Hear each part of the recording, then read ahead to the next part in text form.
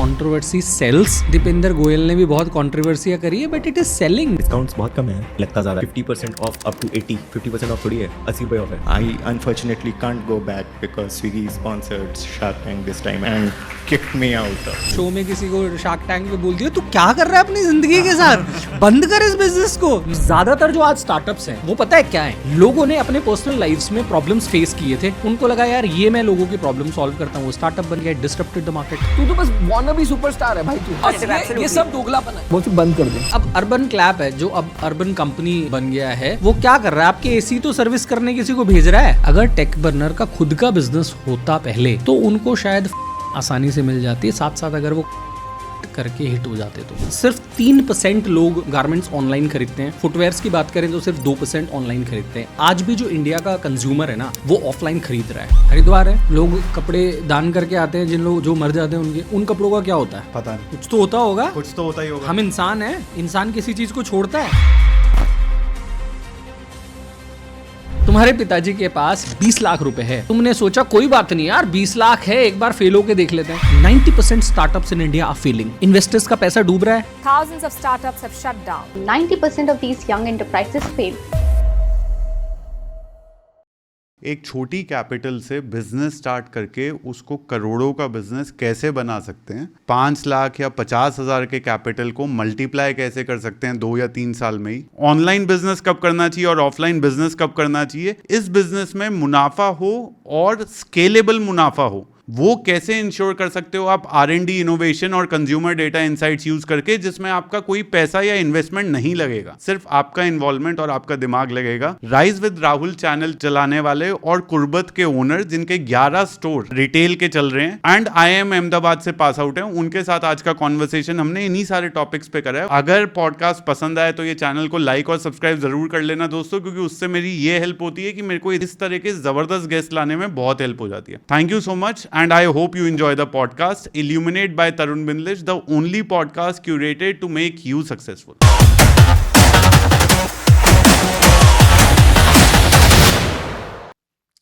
भाई राहुल, IIM से MBA करके आपने बड़े बड़े सारे कॉर्पोरेट्स में काम करा, उसके बाद टेक्सटाइल इंडस्ट्री में एक ब्रांड स्टार्ट करके उसको एस्टैब्लिश कर डाला, और अब 1 साल से कंटेंट की दुनिया में आप आए हो तो लाखों सब्सक्राइबर हो गए आपके। ये पूरी journey from IIM to content creator कैसे ये कवर करी है आपने, क्या क्या हुआ है इसके बीच में? देखो 2008 से मैंने जॉब करना शुरू कर दिया था। मैं इंडिगो एयरलाइंस से स्टार्ट किया था। फिर आजकल जो ट्रेंड है ना, वो एग्जीक्यूटिव एजुकेशन का है, वेरिन आप कुछ साल काम करते हो, फिर आप MBA कॉलेजेस में जाते हो। Then I went to IIM Ahmedabad.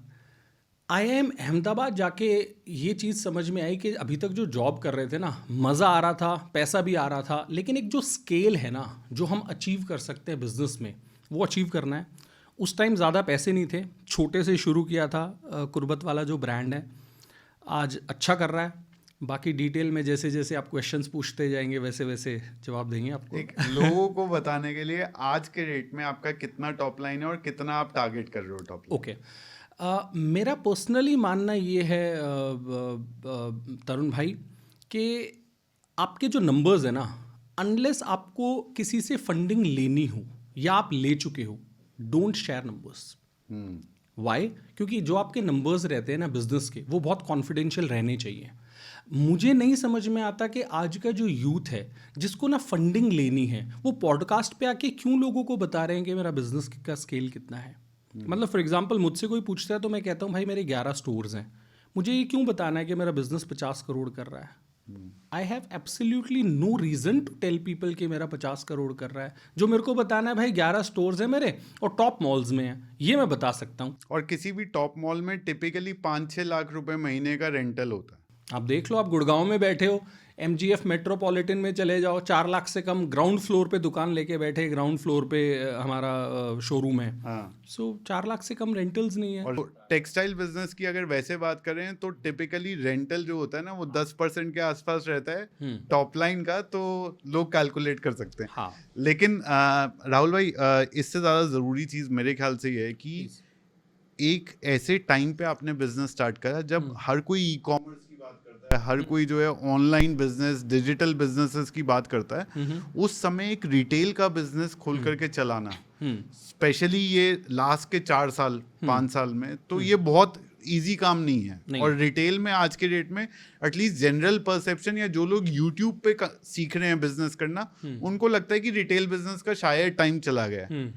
तो ये कैसे, ये रिटेल बिजनेस का डिसीजन आपने कैसे लिया, और रिटेल बिजनेस में क्या अभी भी दम है? ओके तरुण भाई, आप स्टडीज़ पे चले जाओ, हम बात कर लेते हैं गारमेंट्स की, क्योंकि मेरा बिजनेस गारमेंट्स का, अपैरल का है।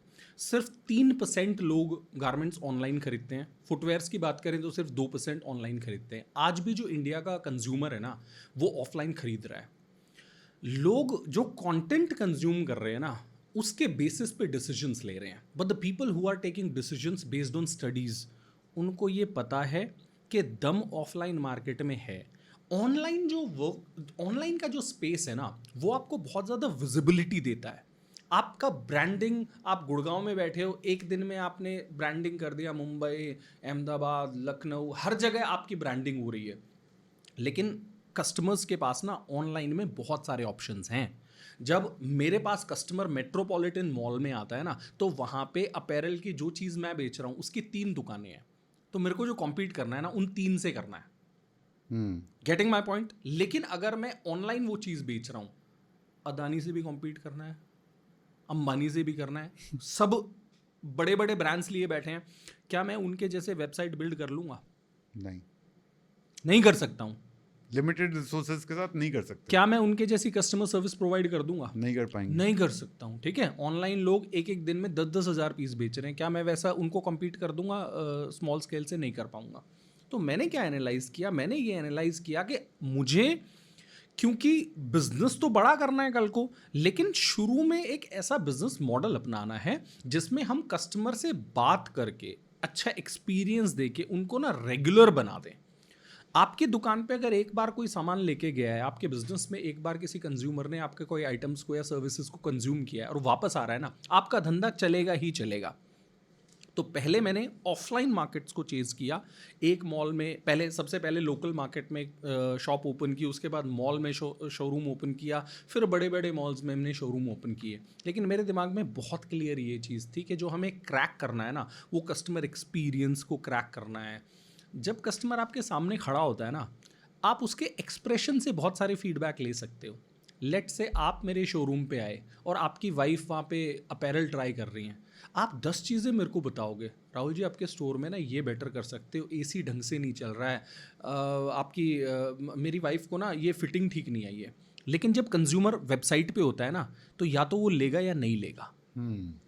बहुत महीनों तक तो आपको फीडबैक ही नहीं मिल पाएगा, बीच में मैन्यूवरिंग नहीं है। हाँ, आपने मान लो वेबसाइट बना दिया, आपने एड्स रन करके 10,000 लोग अपनी वेबसाइट पे ले भी आए, वो नहीं ले रहे हैं, क्या फीडबैक मिलेगा आपको कि क्यों नहीं ले रहे हैं? और गूगल एड्स का सारा पैसा वेस्ट हो गया। पैसा वेस्ट हो गया। जब तक आप फीडबैक लेके उस पर काम कर पाओगे, फिर आपको पता है क्या करना पड़ेगा? फीडबैक के लिए भी एजेंसी हायर करनी पड़ेगी, जो एनालिटिक्स के बेसिस पे आपको बताएगी कि इसने इस लिंक पे क्लिक किया था, इस लिंक पे क्लिक करके इतने सेकंड तक लिंक पे रहा था, पेज पे रहा था, फिर छोड़ के चला गया था, या फिर इतने सारे कस्टमर्स जो थे वो पेमेंट पेज पे गए थे लेकिन चेकआउट नहीं किया। तो 2-3-4 महीने बाद ना आपको ये पता चलेगा कि यार शायद मैं कैश ऑन डिलीवरी के लिए 50 रुपये एक्स्ट्रा नहीं लेता ना, तो शायद सेल हो जाती। लेकिन जब आप ऑफलाइन मार्केट में होते हो, आपका कंज्यूमर आपको मुंह पे सारी चीज़ें बता देता है। That's the best way of building a brand, मुझे लगता है। जब हमने ये कर लिया, कस्टमर से सारा फीडबैक मिल गया, हमें पता लग गया हमारे कौन से अपैरल्स अच्छे हैं, कौन से अपैरल्स कस्टमर को फिट नहीं हो रहे हैं, अब हम एक कंफर्टेबल पोजीशन में हैं, क्योंकि हमारे स्टोर्स पे जब कस्टमर एक्सचेंज लेके आता है तो हमारी बहुत ज़्यादा कॉस्ट इन्वॉल्व नहीं होती है। ये छोड़ के दूसरा ले जाओ।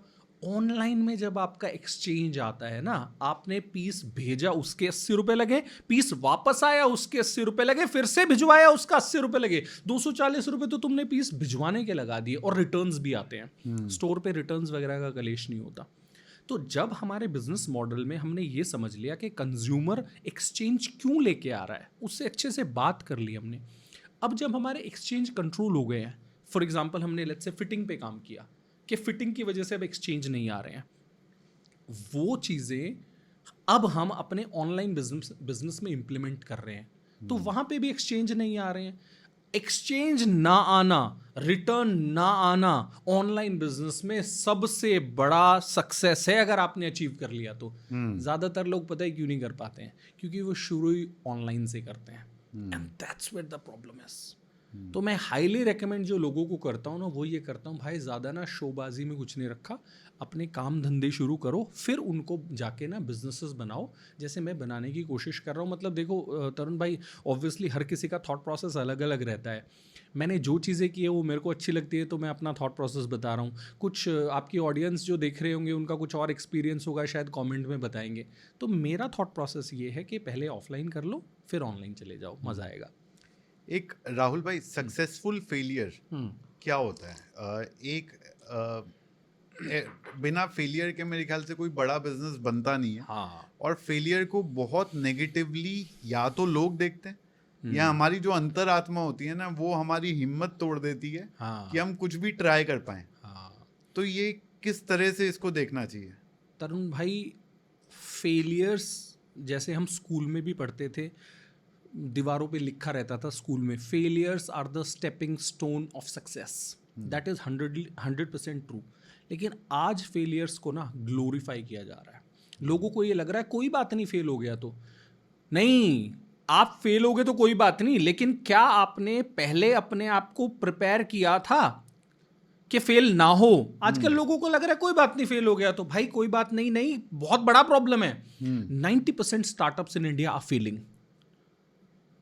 इन्वेस्टर्स का पैसा डूब रहा है, 90 से ज्यादा ही होगा शायद। 5 इयर्स का जो डेटा है वो 90% का है कि 5 साल में 90% स्टार्टअप्स बंद हो जाते हैं। अब ये 90% जब स्टार्टअप्स बंद हो रहे हैं, तो इन्वेस्टर्स जो हैं वो बच्चों को पैसे देना बंद कर रहे हैं। हाँ, नई फंडिंग नहीं आ रही है। Your failure is having a negative impact on countries economy. मेरा बिजनेस फेल हो गया, इन्वेस्टर के 100 करोड़ डूब गए, अगले बच्चे को ना इन्वेस्टर पैसे नहीं देगा।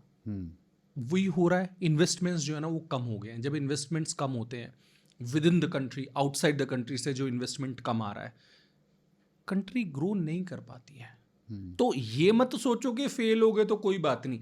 आपने अपने आप को प्रिपेयर किया था सक्सीड करने के लिए, फिर आप फेल हो गए तो कोई बात नहीं, फिर तो मजा आ गया। फेल हो गए तो आप बेटर कर सकते हो चीजें। लेकिन तुम सोचो यार करते हैं, फेल हो जाएंगे तो कोई बात नहीं। नहीं भाई, बहुत बड़ी बात है। तुम्हारे पिताजी के पास 20 लाख रुपए है, तुमने सोचा कोई बात नहीं यार 20 लाख है, एक बार फेल होके देख लेते हैं। भाई 20 लाख में फेल नहीं होना है, 2 लाख में फेल होना है। उस 2 लाख के फेलियर से 18 लाख को कैसे यूटिलाइज करना है वो इंपॉर्टेंट है। Live to fight another day. हाँ, अभी लोग क्या कर रहे हैं, यूथ 20 लाख रुपए पापा से ले लेंगे, 10 लाख रुपए वो फरीदाबाद वाले मामा जी से ले लेंगे, 20 लाख रुपए बैंक से लेके 50 लाख में तगड़ा शोरूम बना देंगे, और वो हो जाता है बंद। क्योंकि पहला बिजनेस कितनी भी तैयारी कर लो, फेल होने के चांसेस बहुत हायर होते हैं। तो हमेशा जो यूथ को बताता हूँ, 20 लाख है तो 2 लाख में कुछ छोटा मोटा शुरू कर लो। शुरू में अपने प्रेस्टीज से समझौता कर लो। तुम IIT से आए हो, तुम IIM से आए हो, तुम कहीं से भी आए हो, छोटे से शुरू कर लो। आपको सच बता रहा हूँ तरुण भाई, जो एक पैराडाइम शिफ्ट हुआ है ना, पहले जो IIMs, अभी हमारे जो IIMs के मंथली गेट टुगेदर्स होते हैं, जिसमें IIM के सभी एलुमनाई आते हैं, उसमें कुछ 50-60 साल की एज ग्रुप वाले भी रहते हैं जिन्होंने 1980-1990 में MBA किए थे। उसमें कुछ हमारे जैसे भी रहते हैं 30-35 साल वाले, कुछ ऐसे भी रहते हैं जो अभी MBA में हैं और वो बीच में यहाँ पे आए हुए हैं। जो पैराडाइम शिफ्ट हुआ है, पहले जो लोग थे जिन्होंने 80 में, 90 में या 2000 में MBA किया था IIM से, जब वो पढ़ रहे होते थे ना कॉलेजेस में, वो प्लेसमेंट्स के लिए अपने आप को तैयार करते थे। आज IIMs, अहमदाबाद की ही बात कर लूँ तो ऐसे ऐसे बच्चे हैं जिनके पास ना 40-40 लाख रुपए के, 30-30 लाख रुपए के ऑफर लेटर रखे हैं, और वो पता है क्या कर रहे हैं, मेरे को जॉब नहीं करनी है, मैं घर पे ना टिफिन सर्विस शुरू करूंगा। They are doing it. 40 lakh की जॉब छोड़ के, 40 लाख की जॉब छोड़ के, पता है क्यों? मेंटली वो इतना प्रिपेयर उन्होंने अपने आप को कर लिया है कि नहीं चलेगा तो कोई बात नहीं यार, क्योंकि उन्होंने ना नॉलेज गेन कर लिया है। Getting my point? तो पॉइंट मेरा क्या है, छोटे से शुरू कर लो, फेल हो गए तो कोई बात नहीं, लेकिन इतनी बड़ी गलती पहले ही मत कर देना कि फिर उसको सुधारने का मौका ही ना मिले। बहुत सारा यूथ आज वो गलती कर रहा है। बहुत सारे, हम बहुत बड़ी कंपनीज जब देखते हैं, चाहे हम अमेज़न देखें और बेजोस की स्टोरी देखें, या इवन या स्टीव जॉब्स का खुद का देखें करियर, किस तरह से वो उन्होंने एप्पल बनाने की कोशिश करी, फिर बीच में कहीं ना कहीं उनको एक बैक स्टेप लेना पड़ा, और फिर जब वो वापस आए रिन्यूड रिगर के साथ, तो ये समझ में आया कि फेलियर से कितना कुछ सीख करके जब आप उसका मंथन कर लेते हो ना उस सारे ज्ञान का, तो एक आपका अपना वर्जन 2.0 निकलता है। आपके लिए सबसे बड़ा लर्निंग क्या था फेलियर को लेकर के? मेरा जो फर्स्ट फेलियर था ना तरुण भाई, वो था क्योंकि मैंने एक लैंडलॉर्ड को ट्रस्ट कर लिया था। जो मैंने पहला ऑफिस लिया था या पहला जो बिजनेस के लिए स्पेस लिया था, जिन इंडिविजुअल से मेरी बात हुई ना, हमारा सारा सेट हो गया सब कुछ। उसके बाद उन्होंने बोला कि मेरे फादर यूएस गए हैं, 15 दिन में आएंगे, तो हम लीज करा लेंगे, तब तक आप अपना काम शुरू कर लो, मैं वो जो नोटरी वाली लीज है वो करवा के आपको दे देता हूँ। जब मैं घर गया तो मम्मी को मैंने बोला, मम्मी पता है क्या कहती है, बेटा 15 दिन रुक जाओ, 15 दिन में कुछ नहीं हो रहा, इतनी जल्दी लोगों पे विश्वास नहीं करना चाहिए। लेकिन मैं तो हॉट ब्लड वाला था, यूथ होता है, अरे मम्मी आपको नहीं पता दुनिया चेंज हो गई है। मैंने ना अपनी मम्मी की बात सुनी नहीं, हमने काम शुरू कर दिया, इन्वेस्टमेंट लगा दिया। 15 दिन बाद ना वो अंकल एक्चुअली कहीं यूएस गए ही नहीं थे। जब हमारा इन्वेस्टमेंट लग गया ना तो वो पलटी मार दी उन्होंने, बेटा हम तुम्हें 45,000 में नहीं दे रहे, दुकान 75,000 में देंगे। ओ 30,000 रुपए पर मंथ कर किराया बढ़ा दिया, क्योंकि उसको ये पता है कि इन्होंने इन्वेस्टमेंट इसमें लगा दिया है। अगर मैं अपनी मम्मी की बात सुन लेता ना, तो सबसे बड़ी लर्निंग पता है क्या हुई? ज़रूरी नहीं है कि तुमने अच्छे कॉलेजेस से पढ़ाई कर ली हो या तुम मेंटली बहुत नॉलेजेबल हो तो लोगों की बात सुनना बंद आपको नहीं करना चाहिए। ये मेरे को बहुत बड़ी लर्निंग मिली थी कि आपके माता पिता ने ना शायद उन कॉलेजेस से पढ़ाई नहीं करी जिनसे आपने किया है, लेकिन उन्होंने ना लाइफ को एक्सपीरियंस किया है। आपके पेरेंट्स का रोल ना आपकी लाइफ में बहुत इंपॉर्टेंट होता है। जनरली हम क्या करते हैं, उनको क्रिटिसाइज करना शुरू कर देते हैं, यार आप तो ओल्ड स्कूल थॉट वाले हो। ठीक है, उन्होंने मैनेजमेंट की पढ़ाई नहीं करी, ठीक है, उनको परेटो बनाना नहीं आता, उनको बार ग्राफ बनाना नहीं आता, लेकिन उनको ये पता है कि कौन सा आदमी कब धोखा देता है। तो माँ बाप की सुने, अपने दोस्तों की सुने, कान खुले रखें, ज़्यादा चौड़े ना हो। मैं चौड़ा हो रहा था, मेरा पहला धंधा बंद हो गया था। तो ये मेरी लर्निंग है इंसेप्शन के टाइम पे। इंसेप्शन के टाइम पे। ऐसा कौन सा बिजनेस है राहुल भाई जो आप देखते हो जो दुनिया में चल रहा है, जो आपको लगता है कि यार ये जो धंधा है ना, ये धंधा बंद होगा कभी ना कभी, या वो फेलियर के टुवर्ड्स जा रहा है आपके हिसाब से? बहुत सारे बिजनेसेस हैं तरुण भाई। सबसे बड़ा जो रीज़न है वो एआई है। आर्टिफिशियल इंटेलिजेंस आ रहा है। आर्टिफिशियल इंटेलिजेंस आने से होगा क्या? जितने भी आज वीडियो एडिटर्स हैं, ग्राफिक डिज़ाइनर्स हैं, स्क्रिप्ट राइटर्स हैं, बुक राइटर्स हैं, बहुत बड़े स्केल पे ये जो एजेंसीज हैं जो इनको रन कर रहे हैं, अगर बिजनेस की बात करें तो बड़े स्केल पे ये बंद होने वाले हैं।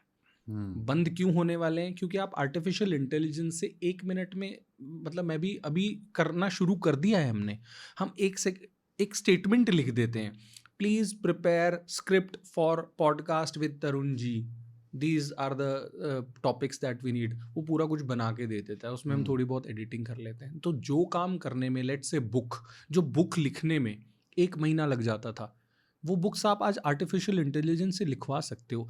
ऑब्वियसली क्रिएटिविटी नहीं होगी उतनी, तो 100% ये काम बंद नहीं होंगे, पर थोड़ा सा इम्प्रोवाइजेशन करके आप उस लेवल पे ले जा सकते हो। हाँ, और आर्टिफिशियल इंटेलिजेंस तो इतना स्ट्रांग होने वाला है तरुण भाई, इतना स्ट्रांग होने वाला है कि आज शायद हम सोच भी नहीं पा रहे हैं।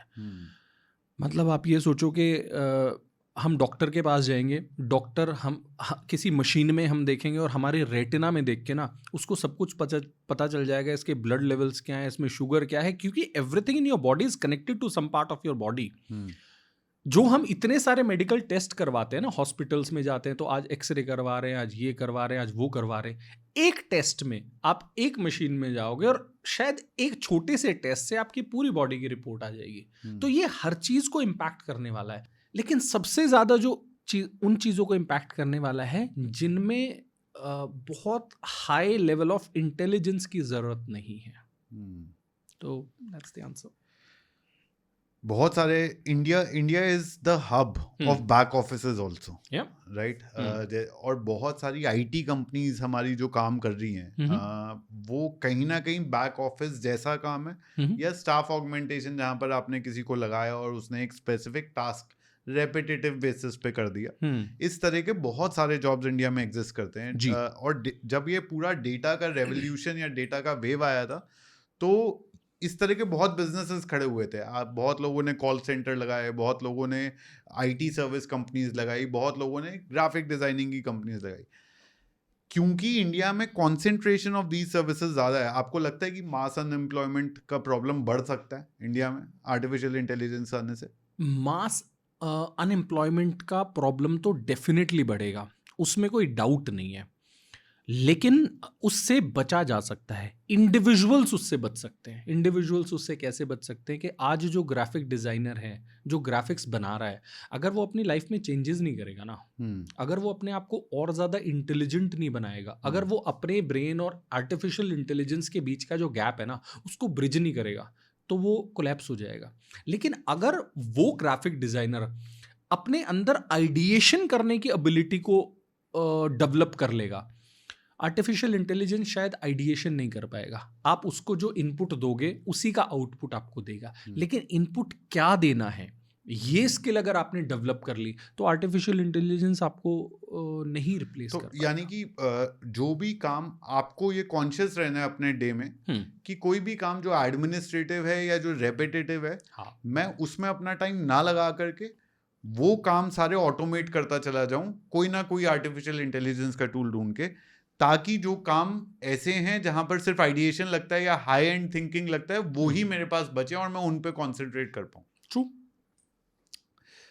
राहुल भाई, किसी को अगर बिजनेस स्टार्ट करना है ना तो एक दो कैटेगरी के लोग हैं। एक जो सोचते हैं यार कुछ बड़ा आइडिया आएगा तो हम बिजनेस स्टार्ट करेंगे।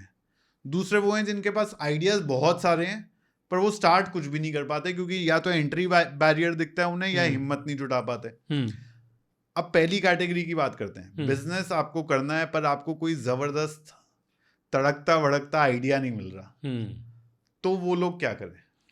तरुण भाई, businesses are not about ideas, businesses are about how you execute them.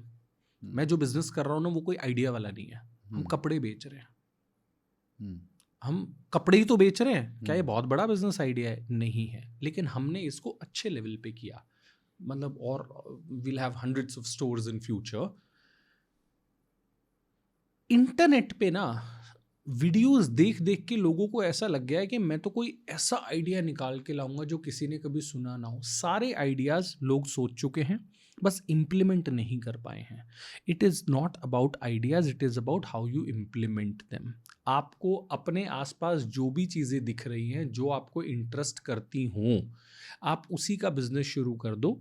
आप करोगे कैसे उस बिजनेस को, ये बहुत इंपॉर्टेंट है। मैं बहुत सारे ऐसे लोगों को जानता हूँ जिन्होंने 10-10, 12-12 बिजनेसेस ट्राई कर लिए, लेकिन उनका एक भी काम नहीं चला।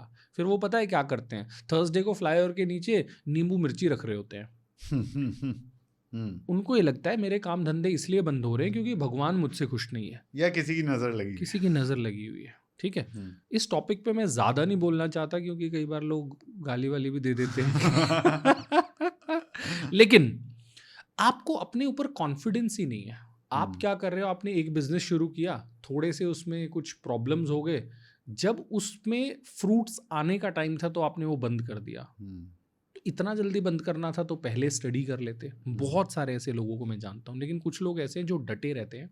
देखो, बहुत ज़्यादा लॉसेज हो रहे हैं तो डटे रहने से भी फ़ायदा नहीं है। तो ये जो स्टेटमेंट्स है ना तरुण भाई, मतलब मैं कोई एक ऐसी स्टेटमेंट नहीं बोल सकता जो हर किसी इंडिविजुअल के लिए फिट करती हूँ। पर बिना आइडिया का बिजनेस का एग्जांपल दोगे जो एक तो कुर्बत हो गया। हाँ, उसके अलावा ऐसे कौन से 2-3 बड़े बिजनेसेस हैं जिनके अंदर कुछ आइडिया है ही नहीं? हाँ, एक्चुअली सिर्फ एग्जीक्यूशन है, जैसे आपने कहा। KFC भी तो है, मैकडी भी है, होंडा बाइक्स भी है, मर्सिडीज भी है, गाड़ी तो सभी जैसे बना रहे हैं। KFC में जाते हैं, हाँ, या होंडा बाइक्स में जाते हैं, हाँ, तो जब होंडा ने बाइक्स बनाने स्टार्ट करे तब बाइक्स ऑलरेडी आ रहे थे। हाँ, तो कोई ऐसा नहीं है कि उन्होंने कुछ नया टेक्नोलॉजी लगाया था। हाँ। That's what you mean. अभी मेरा लास्ट मंथ एक पॉडकास्ट हुआ है आकाश भाई के साथ, जिप इलेक्ट्रिक के ओनर हैं। पहले मैंने उनको पॉडकास्ट के लिए अपने शो पे बुलाया था, फिर उन्होंने मुझे अपने शो पे बुलाया। इलेक्ट्रिक बाइक्स बना रहे हैं ना, तो वो तो ओला भी बना रहा है। उसने कौन सा ऐसा आइडिया निकाल लिया नहीं निकाला आइडिया। उन्होंने क्या किया, जो ओला इलेक्ट्रिक में कमियां हैं वो फिल करके और बाइक्स को बेटर बनाया। अभी 300 करोड़ का उनका टर्नओवर हुआ है, and I was seeing his LinkedIn post. तो बिजनेस आइडियाज तो भरे हुए हैं हर जगह। ये कप भी तो एक बिजनेस आइडिया है। इसमें कुछ ऐसा हैंडल बना दो कि ये कभी हाथ से गिर ही ना सके। अगर गिरे तो कप पानी, इसमें जो कॉफी है वो बिखरे ना, ऐसा आइडिया बना दो। ऐसा आइडिया अगर नहीं बना पा रहे तो ये कप की मैन्युफैक्चरिंग यूनिट बना लो, सुंदर कप दिखें। बिजनेस की अगर बात है तो अभी मैं स्टार्टअप्स की बात नहीं कर रहा हूं जो मार्केट को डिसरप्ट करते हैं, मैं बिजनेसेस की बात कर रहा हूं। हमारे चारों तरफ तरुण भाई बिजनेसेस ही तो हैं। ये लाइट्स जो है ये बिजनेसेस ही तो हैं। आपके पीछे जो ये प्लांट्स रखे हुए हैं तो बिजनेसेस ही तो हैं। आर्टिफिशियल प्लांट्स का इतना जबरदस्त क्रेज चल रहा है, अमेज़न पे जाके देखोगे तो ये असली है। ये असली है। ये असली है। आर्टिफिशियल इंटेलिजेंस अभी आर्टिफिशियल प्लांट्स जो हैं, आप अभी जाके अमेज़न पे देखो, अमेज़न के जो हॉट कैटेगरीज है ना उनमें से एक है आर्टिफिशियल प्लांट्स। ठीक है, काम पता है कितना आसान है ये करना है। सदर बाजार में पान मंडी है, वहां पे आर्टिफिशियल प्लांट्स मिलते हैं। वहां पे चले जाओ, उनके फोटो खींचो और बेचना शुरू कर दो। You can do very well. आप उस बिजनेस को फिर 500 करोड़ का बना लो। मैं ये थोड़ी बोल रहा हूँ कि पान मंडी से लाके तुम्हें 500 रुपए का ही बिजनेस करना है, 5,000 50,000 का करना है। स्केल आपको चूज करना है, ग्रो कितना करना है आपको चूज करना है। आज छोटे से शुरू कर लो। मेरा सिर्फ पॉइंट ये है, हमारे आसपास तरुण भाई जो भी चीज़ें दिख रही है ना, ये सब बिजनेसेस है। ये आपके लाइट दिख रहे हैं फॉर एग्जांपल, ये अमेज़न के टॉप सेलिंग जो कैटेगरीज है उनमें से लाइटिंग एक है। कितना मुश्किल है करना। भागीरथ पैलेस चले जाओ दिल्ली में, ये सारी लाइटें वहीं से मिलती है जो अमेज़न पे बिक रही हैं। 800 की लाके 2400 की लोग अमेज़न पे बेच रहे हैं। हमने वो लाइटें भागीरथ पैलेस में भी देखी हुई है, घर के लिए खरीदी हुई है, और वो अमेज़न पे भी देखी हुई है। 800 वाली लाइट सेम 2400 रुपए की अमेज़न पे मिलती है। बना लो ना फिर 1000 करोड़ का। करना क्या है आपको, बिजनेस में क्या चाहिए? आपको सप्लायर चाहिए, सप्लायर मैंने तुम्हें बता दिया भागीरथ पैलेस में है। आपको टीम चाहिए, टीम के लिए बहुत सारे पोर्टल्स हैं, स्टाफ हायर कर लो। ऑफिसेज चाहिए, ऑफिसेज ले लो। फंडिंग चाहिए, फंडिंग भी मार्केट में अवेलेबल है शुरू में अपने पैसे से। यही तो बेसिक चीजें चाहिए होती हैं। तो आइडिया के का वेट किस लिए कर रहे हो, मेरा पॉइंट ये है। दूसरी बात तरुण भाई, आज मान लो मैंने अपैरल का ब्रांड बना लिया, क्या अब मैं दूसरे बिजनेसेस नहीं शुरू कर सकता हूँ? कर सकता हूँ। अब जो मेरे पास कंज्यूमर्स आ रहे हैं, मेरे पास मान लो 10,000 कस्टमर्स आ रहे हैं महीने में, उन 10,000 लोगों के बारे में मेरे को बहुत सारी चीज़ें पता चल रही हैं, उनकी प्रॉब्लम्स पता चल रही हैं, उन पे मैं स्टार्टअप कर लूँ। लेकिन आज अगर मैं स्टार्टअप करूँगा, मैं हज़ारों लोगों से महीने में अगर मिलना चाहूँ, अपने कंज्यूमर से अपने स्टोर्स पे जाके हज़ारों लोगों से मिल सकता हूँ, उनसे बात कर सकता हूँ, वो मेरे स्टोर्स पे आ रहे हैं। और एज कम्पेयर टू दैट मैं तब करता जब मेरे कोई भी स्टोर नहीं थे। Which one do you think is more fruitful? जब आप मार्केट में बैठे हो तो मैं लोगों को, एटलीस्ट आप काम धंधे पे तो लगे हुए हो, और आप जो है एक वो होता है ना कि कम से कम जो है पानी के अंदर हो। हाँ, समझ में आएगा। जैसे मैंने आर्टिफिशियल प्लांट्स का आपको फॉर एग्जांपल दिया, आपने आर्टिफिशियल प्लांट्स का बिजनेस शुरू कर दिया और आपको लगा यार इस बिजनेस में ना मेरे को डिलीवरी का प्रॉब्लम आ रहा है, आपके पास वो आइडिया आ गया, डिलीवरी से रिलेटेड वो स्टार्टअप बन जाएगा। ज्यादातर जो आज स्टार्टअप्स हैं वो पता है क्या है, लोगों ने अपने पर्सनल लाइफ्स में प्रॉब्लम्स फेस किए थे, उनको लगा यार ये मैं लोगों की प्रॉब्लम सॉल्व करता हूँ, वो स्टार्टअप बन गया, डिसरप्टेड द मार्केट। जोमेटो का या अर्बन क्लैब का अगर एग्जांपल लें तो ऐसा नहीं है कि कोई बहुत बड़े आइडियाज हैं या कुछ ऐसा उन्होंने सोचा है कि जो पहले कभी किसी ने सोचा नहीं होगा, बट उनका एग्जीक्यूशन, ऑपरेशनल एक्सीलेंस इतना जबरदस्त था कि उन्होंने उसको एक प्रॉफिटेबल बिजनेस मॉडल में कन्वर्ट कर दिया on the ground. And I think that is where maximum innovation जो हुआ वो ऑपरेशनली उसको रन करने में हुआ। 100%। अब अर्बन क्लैब है जो अब अर्बन कंपनी बन गया है, वो क्या कर रहा है, आपके एसी तो सर्विस करने किसी को भेज रहा है। ये कैसा स्टार्टअप है? आपके एसी सर्विस करने को किसी को ऐप से भेज दिया तो स्टार्टअप हो गया? हो गया। क्यों हो गया? इकोसिस्टम बना दिया। इसमें कस्टमर के रिव्यूज का मैकेनिज्म बना दिया, इसमें कस्टमर कंप्लेन का मैकेनिज्म बना दिया, ये सारी चीजें कर दी तो स्टार्टअप बन गया। अभी मैं एक इंडिविजुअल से बात कर रहा था, 2 दिन पहले मेरे ऑफिस में आए थे, जोमेटो की हम बात कर रहे थे। जोमेटो ने ब्लिंकिट में एक नई कैटेगरी लॉन्च की थी कॉफी मशीन्स की। तो कॉफ़ी मशीन्स जो रहती है उनका पैकेजिंग जो था वो अच्छा मुझे पता नहीं है कैमरे में मेरे को ये चीज़ बोलनी चाहिए कि नहीं बोलनी चाहिए, नहीं क्योंकि मैंने भी मेरे- ऑर्डर करी थी कॉफी मशीन। हाँ, तो दो आप- आई थी, पैक ऑफ 2 आया हाँ, था, हाँ। पैक ऑफ 2 आया था, क्योंकि मेरे पास ना इस चीज को ऑथेंटिकेट करने के लिए सोर्स नहीं है, मेरे को किसी ने बताया और मैं कैमरे हाँ, में बोल रहा हूँ। हाँ, तो हाँ। भाई दीपेंद्र भाई अगर सुन रहे हो और ऐसा ना हो तो मेरे को क्षमा कर दें। हाँ। कभी किसी इवेंट में मिले और कह दे राहुल भाई आप क्या बोल रहे थे। वैसे तो अभी तक मैं उनसे मिला नहीं हूँ, बट फ्यूचर में who knows. Okay, coffee machines order कर रहे थे लोग ब्लिंकिट पे, नई कैटेगरी ऐड करी थी। लेट्स से आपके पास कॉफी मशीन डिलीवर हुई, आपके पास एक पैकेट डिलीवर हुआ और उसमें 2 कॉफी मशीन्स थी। आपने कॉल किया ब्लिंकिट उस पे जहाँ से ये आया है कि यार मैंने एक कॉफी मशीन ऑर्डर की थी, तुमने 2 भेज दी हैं। अब उसमें ब्लिंकिट में इस कैटेगरी स्पेशली के लिए वैसे शायद उसमें रिटर्न का ऑप्शन ही नहीं होता है, तो रिटर्न का कोई ऑप्शन ही नहीं था। कंज्यूमर बोल रहा है कि ये कॉफी मशीन मेरी एक्स्ट्रा आ गई है, वापस ले लो, लेकिन एग्जीक्यूटिव कुछ नहीं कर सकता क्योंकि उसमें रिटर्न का ऑप्शन ही नहीं है।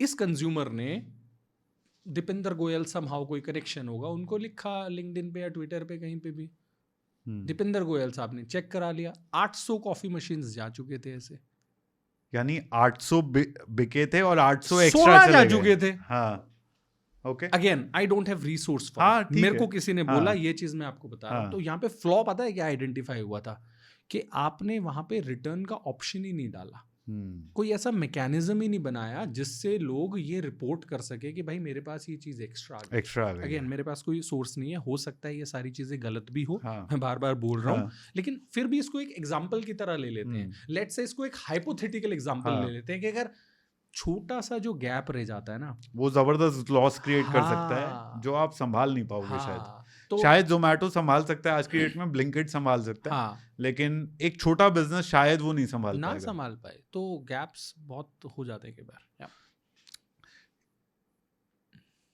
सो अगर अब डिस्ट्रप्टिव आइडियाज के टूवर्ड्स चलते हैं, ठीक है, अगर मेरे को लग रहा है कि मेरे पास एक डिस्ट्रप्टिव आइडिया है, क्या फिल्टर लगा करके मेरे को ये टेस्ट करना, जो आपने बार बार आप कह रहे हैं कि भाई आपको स्टडी करना चाहिए, स्टडी करना चाहिए, एक बिजनेस का एग्जांपल लेकर अगर आपको बताना है कि यार ये बिजनेस करना है तो ये 15 ये चीजें आपको चेक करनी है, सब चेक हो रही हैं, तो आप आगे बढ़ जाओ अपने आइडिया के साथ। देखो तरुण भाई, फिर से मैं यही बोल रहा हूँ कि each business idea is very very unique in nature.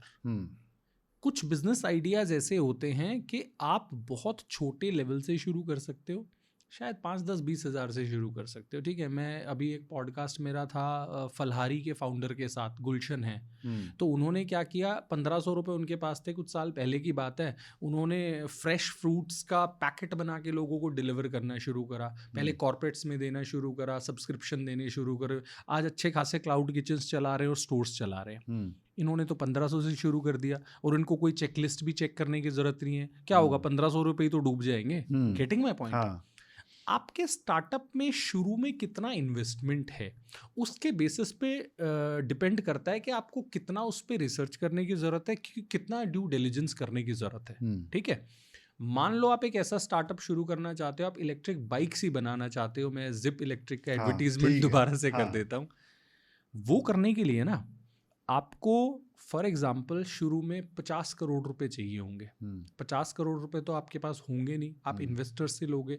Investors आपको 50 करोड़ रुपए तब देगा जब वो 100% श्योर होगा कि भाई ये 50 करोड़ 100 करोड़ होने वाले हैं 2-3-4 साल में। ठीक है, उसके लिए आपको क्या करना पड़ेगा, जो आपका बिजनेस प्लान है ना वो थॉट थ्रू होना चाहिए, पूरा रिसर्च होना चाहिए, उसमें दिखना चाहिए कि how you are going to be different from other competitors who are already there in the market. Otherwise तो इलेक्ट्रिक बाइक्स कोई भी बना रहा है, मैं आपको 50 करोड़ रुपए मेरे पास है तो दे दूंगा कि तरुण भाई कर लो बिजनेस, नहीं दूंगा।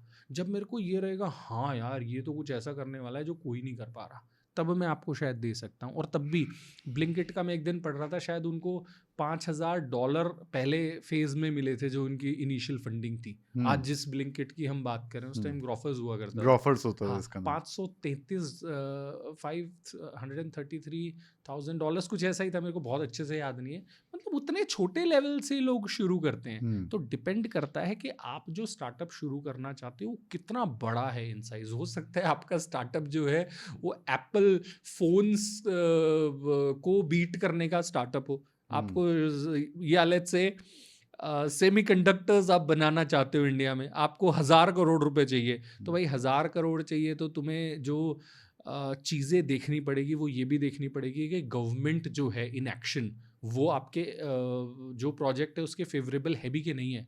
कुछ प्रोजेक्ट्स तो इसलिए ही फेल हो जाते हैं क्योंकि गवर्नमेंट फेवर में नहीं होती है। टाटा साहब का एग्जांपल नैनो का है, वेस्ट बंगाल में नहीं कर पाए, हालांकि उसमें लॉस वेस्ट बंगाल का ही हुआ, लेकिन वो इसलिए नहीं कर पाए कि गवर्नमेंट नहीं करवाना चाह रही थी। सो जैसे आपने इलेक्ट्रिक बाइक्स का एग्जांपल लिया, सो दूसरे लोगों को स्टडी करके ये पहचानना कि आज की क्या ऐसी प्रॉब्लम है जिसको मैं सॉल्व करूं। सो जैसे फॉर एग्जांपल सबसे ज़्यादा जो इन्वेस्टमेंट रुकी इलेक्ट्रिक बाइक कंपनीज में इंडिया में, वो सप्लाई चेन के इशू पे रुकी। बिल्कुल, कि क्योंकि सप्लाई चेन उतना रोबस्ट नहीं कोई भी स्टार्टअप कर पा रहा था। हाँ।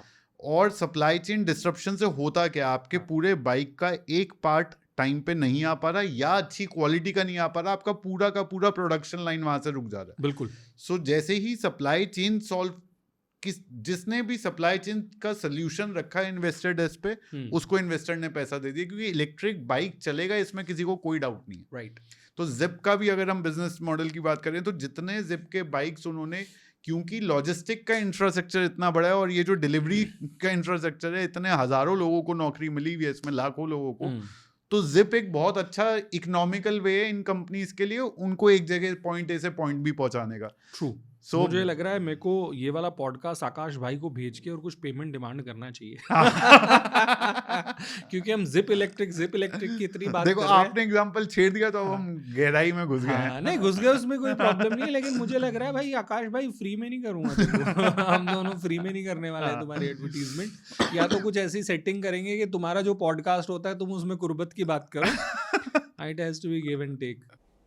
सॉरी यार, आपका पॉडकास्ट मैंने इंटरप्ट कर दिया, लेकिन 80% आप में से जो लोग हैं वो चैनल को सब्सक्राइब नहीं करते हैं बट पॉडकास्ट ज़रूर एंजॉय करते हैं। तो पहले उसके लिए थैंक यू। थोड़ी सी और हेल्प हो जाएगी अगर पॉडकास्ट को सब्सक्राइब कर लोगे, ताकि अगले पॉडकास्ट के बारे में आपको पता रहेगा और हमारा पॉडकास्ट जो हम बहुत मेहनत से बना रहे हैं वो और ग्रो करता रहेगा। Back to your podcast now. तो राहुल भाई, एक और प्रॉब्लम जो स्मॉल बिजनेसेस को आती है वो ये आती है कि लॉन्ग टर्म थिंकिंग वर्सेस जो मंथली रेंट देना है। हाँ। तो क्योंकि आपने खुद एक जगह बोला कि दुकान अपनी हमेशा किराए पे लो। हाँ। क्योंकि आपके जो है सर पे ये रिस्पॉन्सिबिलिटी है कि 50,000 रुपए का महीने का किराया देना है। तो जब तक जो है 3 लाख 4 लाख की सेल नहीं करूंगा तो मैं ये किराया नहीं निकाल पाऊंगा, नहीं तो आप कंप्लेसेंट हो जाओगे। True. अब इस तरह का आदमी जो लेट से आज एक कोई नौकरी कर रहा है 25-30 हज़ार की, वो सोचता है कि यार मैं चलो दुकान लगा लेता हूँ किराए पे लेकर के। अब जैसे ही, और आपने जैसे बताया कि दुकान सेटअप करने में भी टाइम लगता है और दुकान सेटअप करने में पैसा भी लगेगा। आपने एक कैपिटल लगा दिया, फिर आपने स्टॉक खरीद लिया।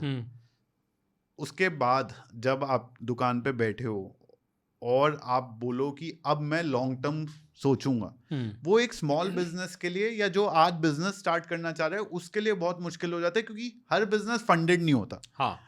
तो वो आदमी लॉन्ग टर्म कैसे सोच सकता है? ओके तरुण भाई, पहली बात तो ये है कि हर कोई अगर ये सब काम कर लेगा तो कोई नौकरी नहीं करेगा। बिल्कुल। नौकरियां करके किसी को मज़ा नहीं आ रहा। आजकल सब बिजनेस करना चाहते हैं। हाँ। लेकिन नौकरियां इसलिए कर रहे हैं क्योंकि बिजनेसेस के फेलियर रेट बहुत हाई रहते हैं। तो ये तो मैं लोगों को क्लियर कर दूं कि बिजनेस में तभी आना जब डिफ़िकल्टीज फेस करना चाहते हो। अब बात हम कर लेते हैं जो आपने पॉइंट पूछा, 50,000 रुपये 25-30 हज़ार 50,000 रुपये सैलरी है, बिजनेस सेटअप करना है, तो आज का देखेंगे कल का देखें। तो तरुण भाई, it has to be a combination of both. For example, इस महीने आपने 50,000 रुपये अपने बिजनेस से कमा लिया, मैं मान के चल रहा हूँ। देखो, आपका लॉस अगर हो रहा है तब तो आप उसमें पहले लॉस को ही रिकवर करने की कोशिश करोगे। लॉन्ग टर्म थिंकिंग को उस टाइम तो नहीं सोचोगे। लॉन्ग टर्म थिंकिंग को तभी सोचा जाता है जब आपके पास कुछ बच रहा होता है। तो लेट्स से आपके पास 50,000 रुपये महीने का बच रहा है। आप ये सोचो कि मेरे को 45,000 रुपये महीने का ही बचा है। अभी थाईलैंड घूमने मत जाओ, अभी बैंकॉक की मसाज मत लो। अभी क्या हो रहा है, बिजनेस शुरू हो गया, थोड़ा बहुत चल गया, चल भाई बैंकॉक चलते हैं, चल भाई दुबई चलते हैं, और फोटो खिंचवा के सोशल मीडिया पे डाल रहे हैं, वो मत करो। शोबाजी में कुछ नहीं रखा।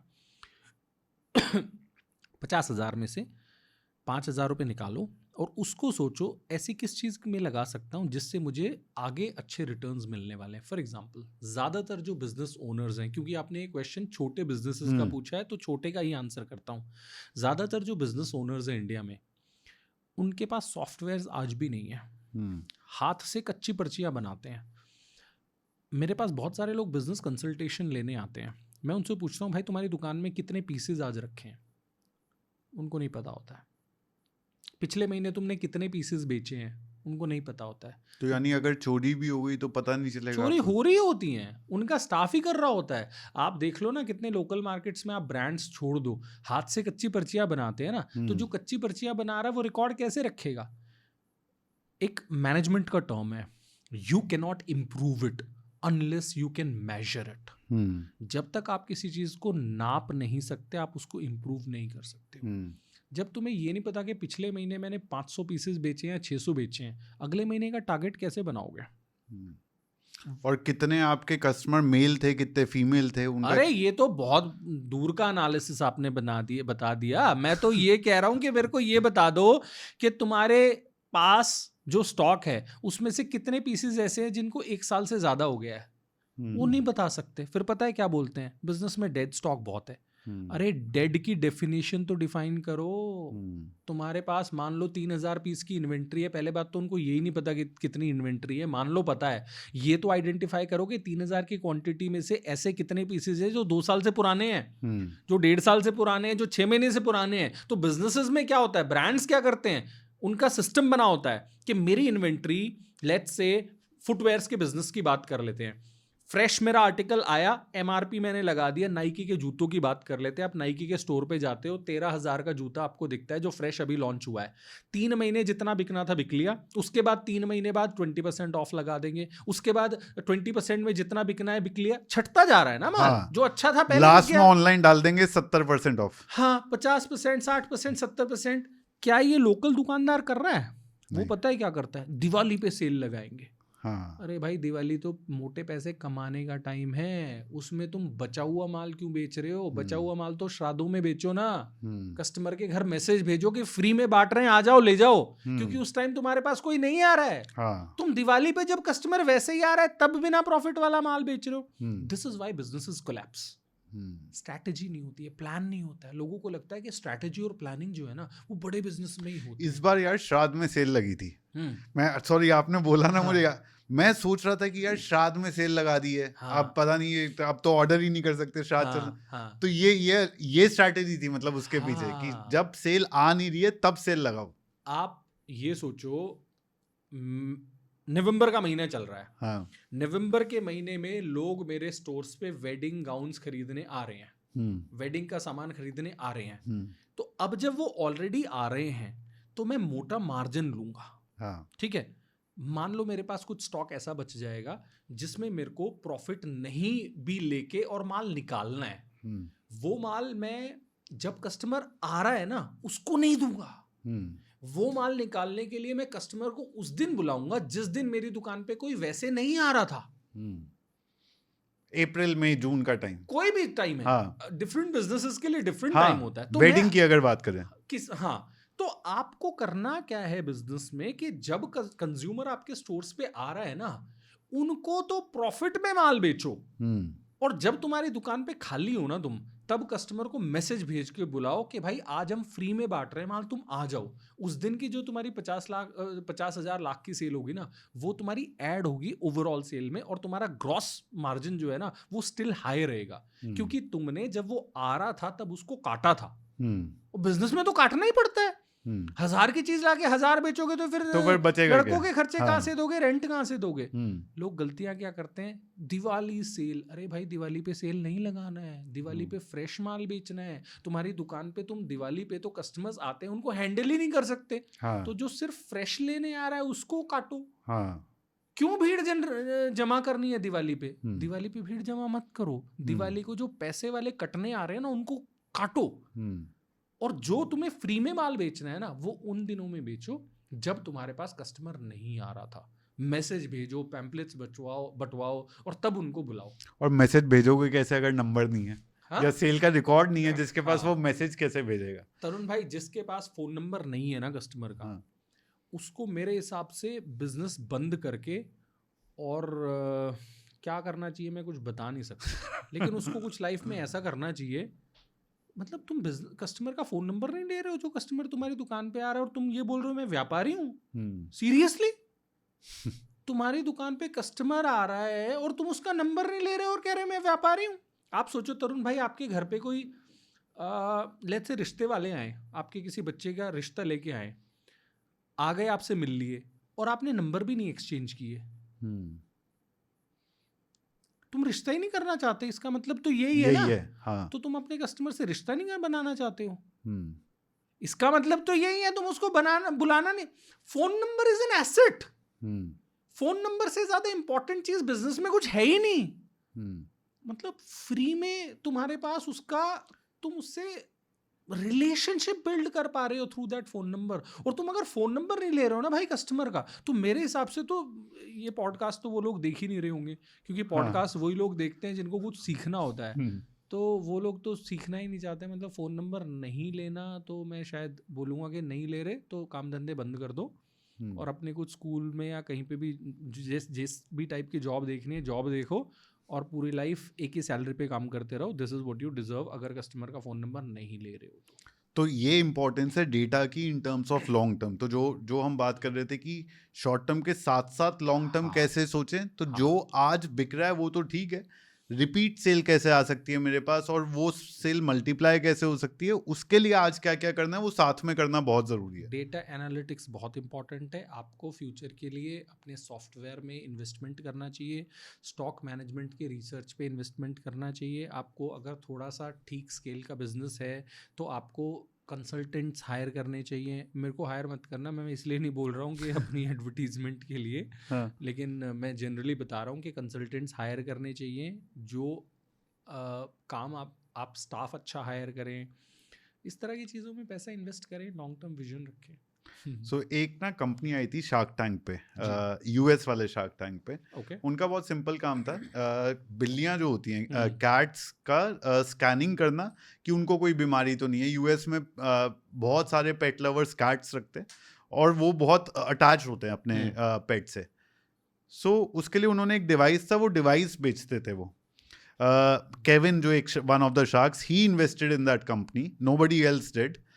वो कंपनी प्रोडक्ट लेवल पे ना उतना प्रॉफिट शायद ओवर द इयर्स भी नहीं बना पाई। प्रॉफिटेबल थे, लॉस मेकिंग नहीं थे, लेकिन 5 साल में जो उन्होंने डेटा कलेक्ट कर लिया बिल्लियों का, और उनका जो डीएनए सैंपल और वो बिल्लियों का किस ब्लड ग्रुप क्या एज है, वो डेटा इतना वैल्यूएबल हो गया कि वो डेटा मिलियंस ऑफ डॉलर्स का वैल्यूएशन खींच गया कंपनी का। यानी ना कंपनी का प्रोडक्ट, ना कंपनी का customer experience, only the data of the cats. क्योंकि किसी को अगर रिसर्च करना है कि कैट्स का डीएनए किस तरह से फंक्शन करता है या वो उस पर कुछ भी एक्सपेरिमेंटेशन करना है, वो डेटा है ही नहीं।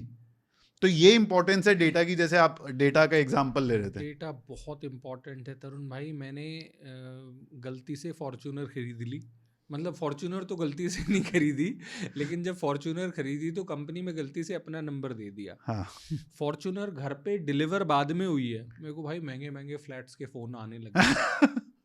बेच दिया मतलब? हाँ, डीलर ने डेटा बेच दिया इसका मतलब? हाँ, मतलब मैंने फॉर्च्यूनर बुक करी, कुछ वेटिंग था उस टाइम जब मैंने बुक करी थी, तो उस वेटिंग मेरे को फॉर्च्यूनर डिलीवर नहीं हुई। मेरे को अगले दिन से या 2 दिन से ना फोन आने लग गए कि सर ये वाला फ्लैट ले लो। मतलब जो बजट था ना, ऑब्वियसली उन्होंने आइडेंटिफाई, अच्छा मैं ये इसलिए नहीं बोल रहा हूँ कि मेरे को लोगों को बताना है फॉर्च्यूनर है, पता नहीं, मतलब पर डेटा किस तरह से यूज कर रही है पूरी दुनिया, और जो आपको समझना जरूरी है। और थोड़ी ठीक ठाक मैंने महंगी गाड़ी ले ली, तो अगले दिन मेरे पास फोन आने लग गया प्रॉपर्टी डीलर्स का। जो पहले मेरे पास फोन आते थे 1 करोड़ 1.5 करोड़ के फ्लैट के, वो मेरे पास 20-20 25-25 करोड़ वाले फ्लैट के फोन आने लग गए 1 हफ्ते में। मतलब इतने फोन आने लग गए कि मैंने ये सोचा कि ऐसा मेरी लाइफ में क्या चेंज हुआ है, जो मेरे को 1-1.5 करोड़ वाले फ्लैट के फोन आते थे वो 20-20 25-25 करोड़ के आने, और अचानक से। और वो रीजन ये था कि मैंने गाड़ी बुक करा दी थी महंगी वाली। तो ये इम्पोर्टेंस है डेटा का। बिक गया था मेरा डेटा ये, और तब से ना वो आए जा रहे हैं कॉल्स। और आप डीएनडी करवा लो, कुछ भी करवा लो, लेकिन कंपनी जितनी स्मार्ट है वो थर्ड पार्टी को दे के ये करके वो करके कॉल करा ही देते हैं। हाँ सो डेटा इज वेरी इंपॉर्टेंट। यार, जब भी कोई, जैसे अब कोई भी लेट से एक ना फिक्टिशियस कैरेक्टर पकड़ के चलते हैं, एक लड़का है राहुल लेट से, ठीक है, जो कि कुछ 22-23 साल का है, नौकरी कर रहा है 25-30 हज़ार की, अब उसको बिजनेस करना है। अब सबसे पहली चीज, यारी दोस्ती में बड़े होते हैं सब लोग, सबसे पहली चीज जो सबको समझ में आती है ना कि यार 2-3 दोस्त मिल करके पार्टनरशिप कर लेते हैं। उससे क्या है कि आपका इन्वेस्टमेंट जो है 1/3 या आधा हो गया, प्लस आपकी रिस्पॉन्सिबिलिटी आधी हो गई। पर हमारे कल्चर और सोसाइटी में ये बार बार बोला जाता है कि जी पार्टनरशिप का धंधा मत करना। क्या सही है इसमें, क्या गलत? पार्टनरशिप और सिनर्जीज दो अलग अलग टर्म्स हैं। सिनर्जीज होती हैं कि आपकी एनर्जी और दूसरे वाले की एनर्जी मिक्स होके और कुछ फ्रूटफुल रिजल्ट्स देते हैं। फॉर एग्जांपल आजकल जो आप स्टार्टअप्स देखोगे उसमें आप देखोगे 2 फाउंडर्स हैं। वो फाउंडर्स कैसे होते हैं, एक फॉर एग्जांपल इलेक्ट्रिकल इंजीनियरिंग से ग्रेड होगा, एक for example let's say mechanical engineer होगा, या आईटी में कुछ बहुत अच्छा किया होगा।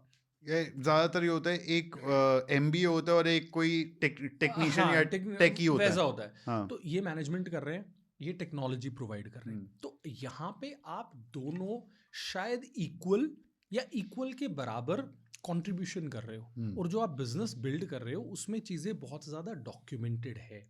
कल को लॉस होगा तो कितना शेयर होगा, कल को प्रॉफिट होगा तो कितना शेयर होगा। इसलिए को फाउंडर्स होना इज़ नॉट अ प्रॉब्लम, क्योंकि उस केस में जब आप सेपरेट होते हो ना, तो आप स्ट्रक्चर्ड तरीके से आपका सेपरेशन होता है, आपके शेयर्स बट जाते हैं, या जैसे भी आपका रेवेन्यू है वो डिवाइड हो जाता है, और दोनों लोग जो है ना दे आर कॉम्पिटेंट इनफ कि वो अपने जो शेयर पोर्शंस मिल रहे हैं उनको खुद से आगे डेवलप कर सके। प्रॉब्लम्स क्या होती है कि पार्टनरशिप्स जो हम डेली लाइफ में देखते हैं, मान लो किसी ने कैमरे का बिजनेस शुरू किया, बहुत बड़ी दुकान खोल ली कैमरे की, ठीक है, क्या वो अपने शेयर्स लिस्ट करेंगे कि अगर भाई प्रॉफिट हुआ तो कितना कितना बंटवारा होगा, लॉस हुआ तो कितना कितना बंटवारा होगा, खर्चे किस तरह से होंगे? वो नहीं करते हैं। Getting my point? एक ज़्यादा टाइम दे रहा है, दूसरा कम टाइम दे रहा है, कोई ना कोई चैलेंजेस आते रहते हैं।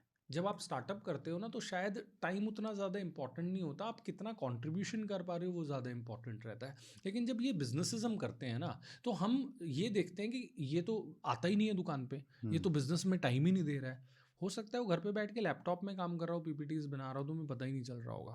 Getting my point? उसके बाद जब डिविजन्स होते हैं, आप डिवाइड कैसे करोगे?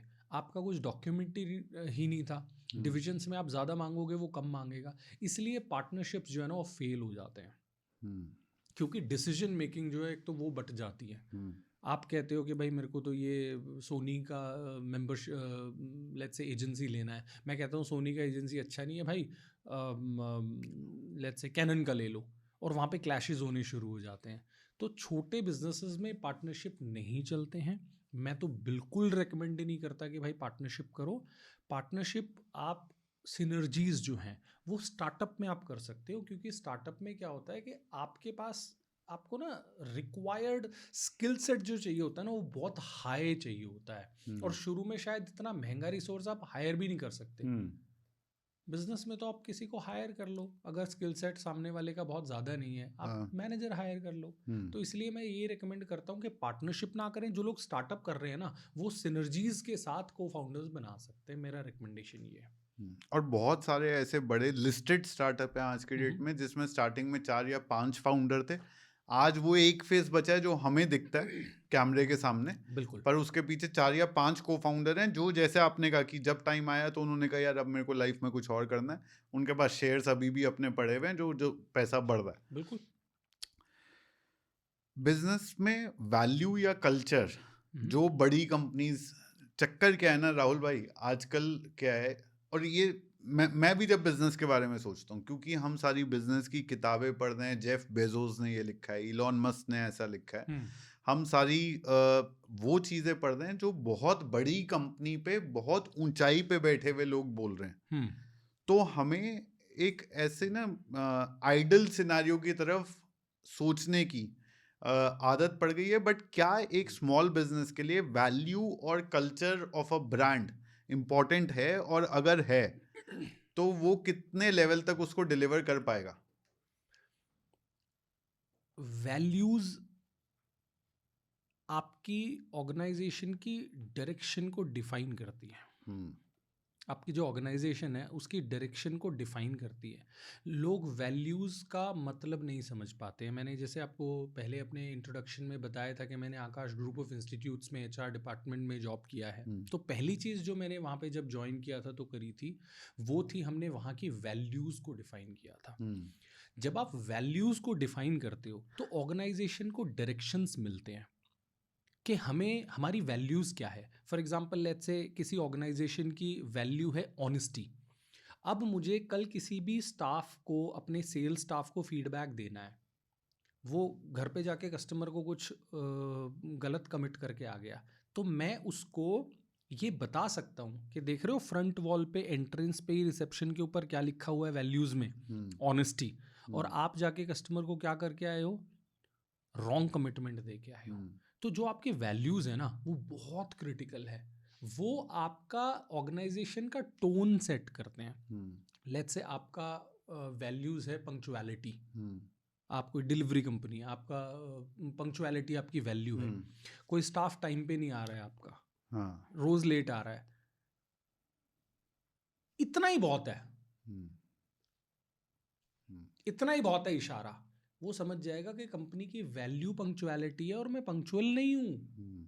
तो जो 4-5 वैल्यूज कितनी होती है, 4-5 ही होती है, 5-6, 2-3 ऐसे ही होती है वैल्यूज जो मेन कोर वैल्यूज रहती है। तो वो आपकी ऑर्गेनाइजेशन की डायरेक्शन को डिफाइन करते हैं।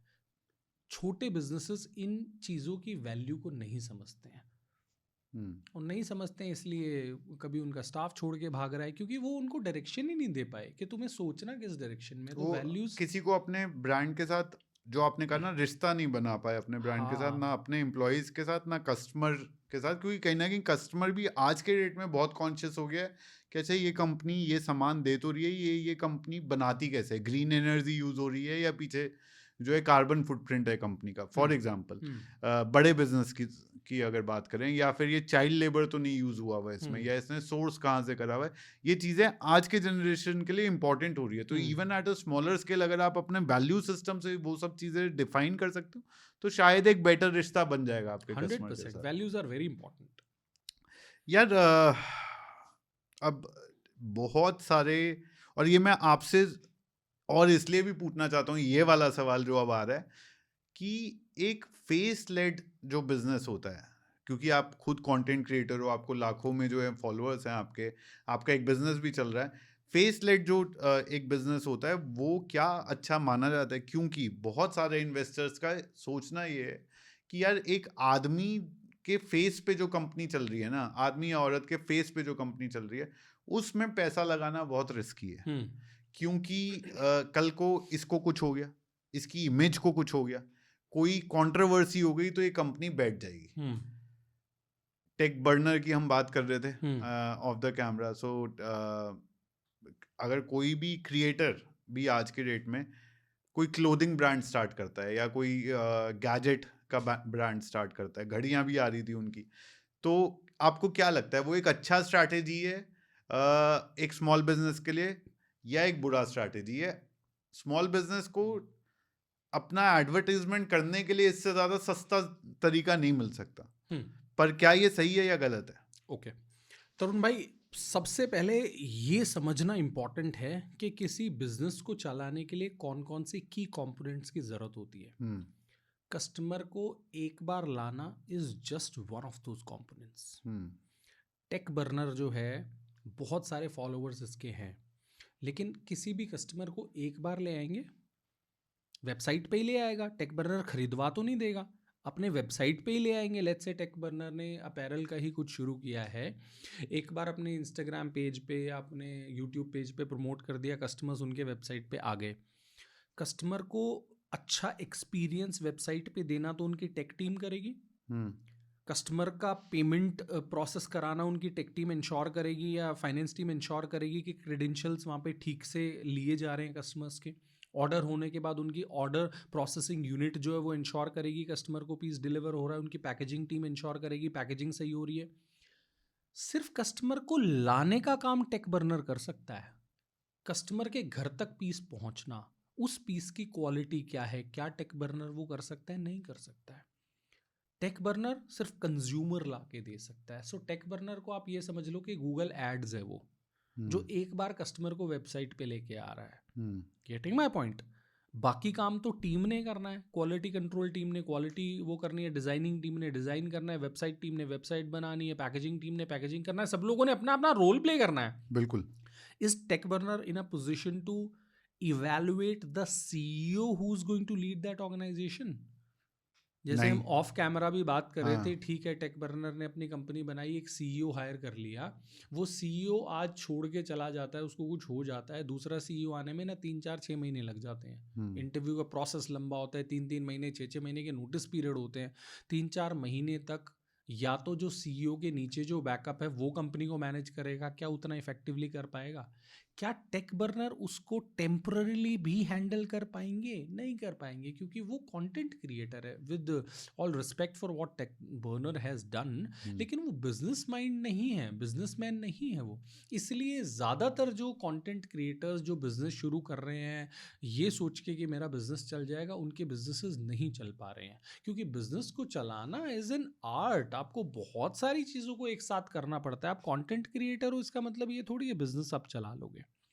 इसीलिए इन्वेस्टर्स जो रहते हैं वो कंटेंट क्रिएटर्स के फेस पे बिजनेस में इन्वेस्टमेंट्स कम करते हैं, नहीं करते हैं, क्योंकि उनको ये पता रहता है कि this business is going to be highly dependent on the people who are probably as I said the CEO may leave tomorrow, just doing a job basically. as compared to अगर टेक बर्नर खुद से businessman होता और फिर content बनाना शुरू करता। ऐसा नहीं है कि टेक बर्नर को बिल्कुल पैसे नहीं मिलेंगे, ऑब्वियसली मिल भी सकते हैं, सीईओज कंपनीज चलाते हैं, लेकिन मैं एक कंपैरिजन कर रहा हूँ कि अगर टेक बर्नर का खुद का बिजनेस होता पहले तो उनको शायद फंडिंग आसानी से मिल जाती है, साथ साथ अगर वो कंटेंट क्रिएट करके हिट हो जाते तो।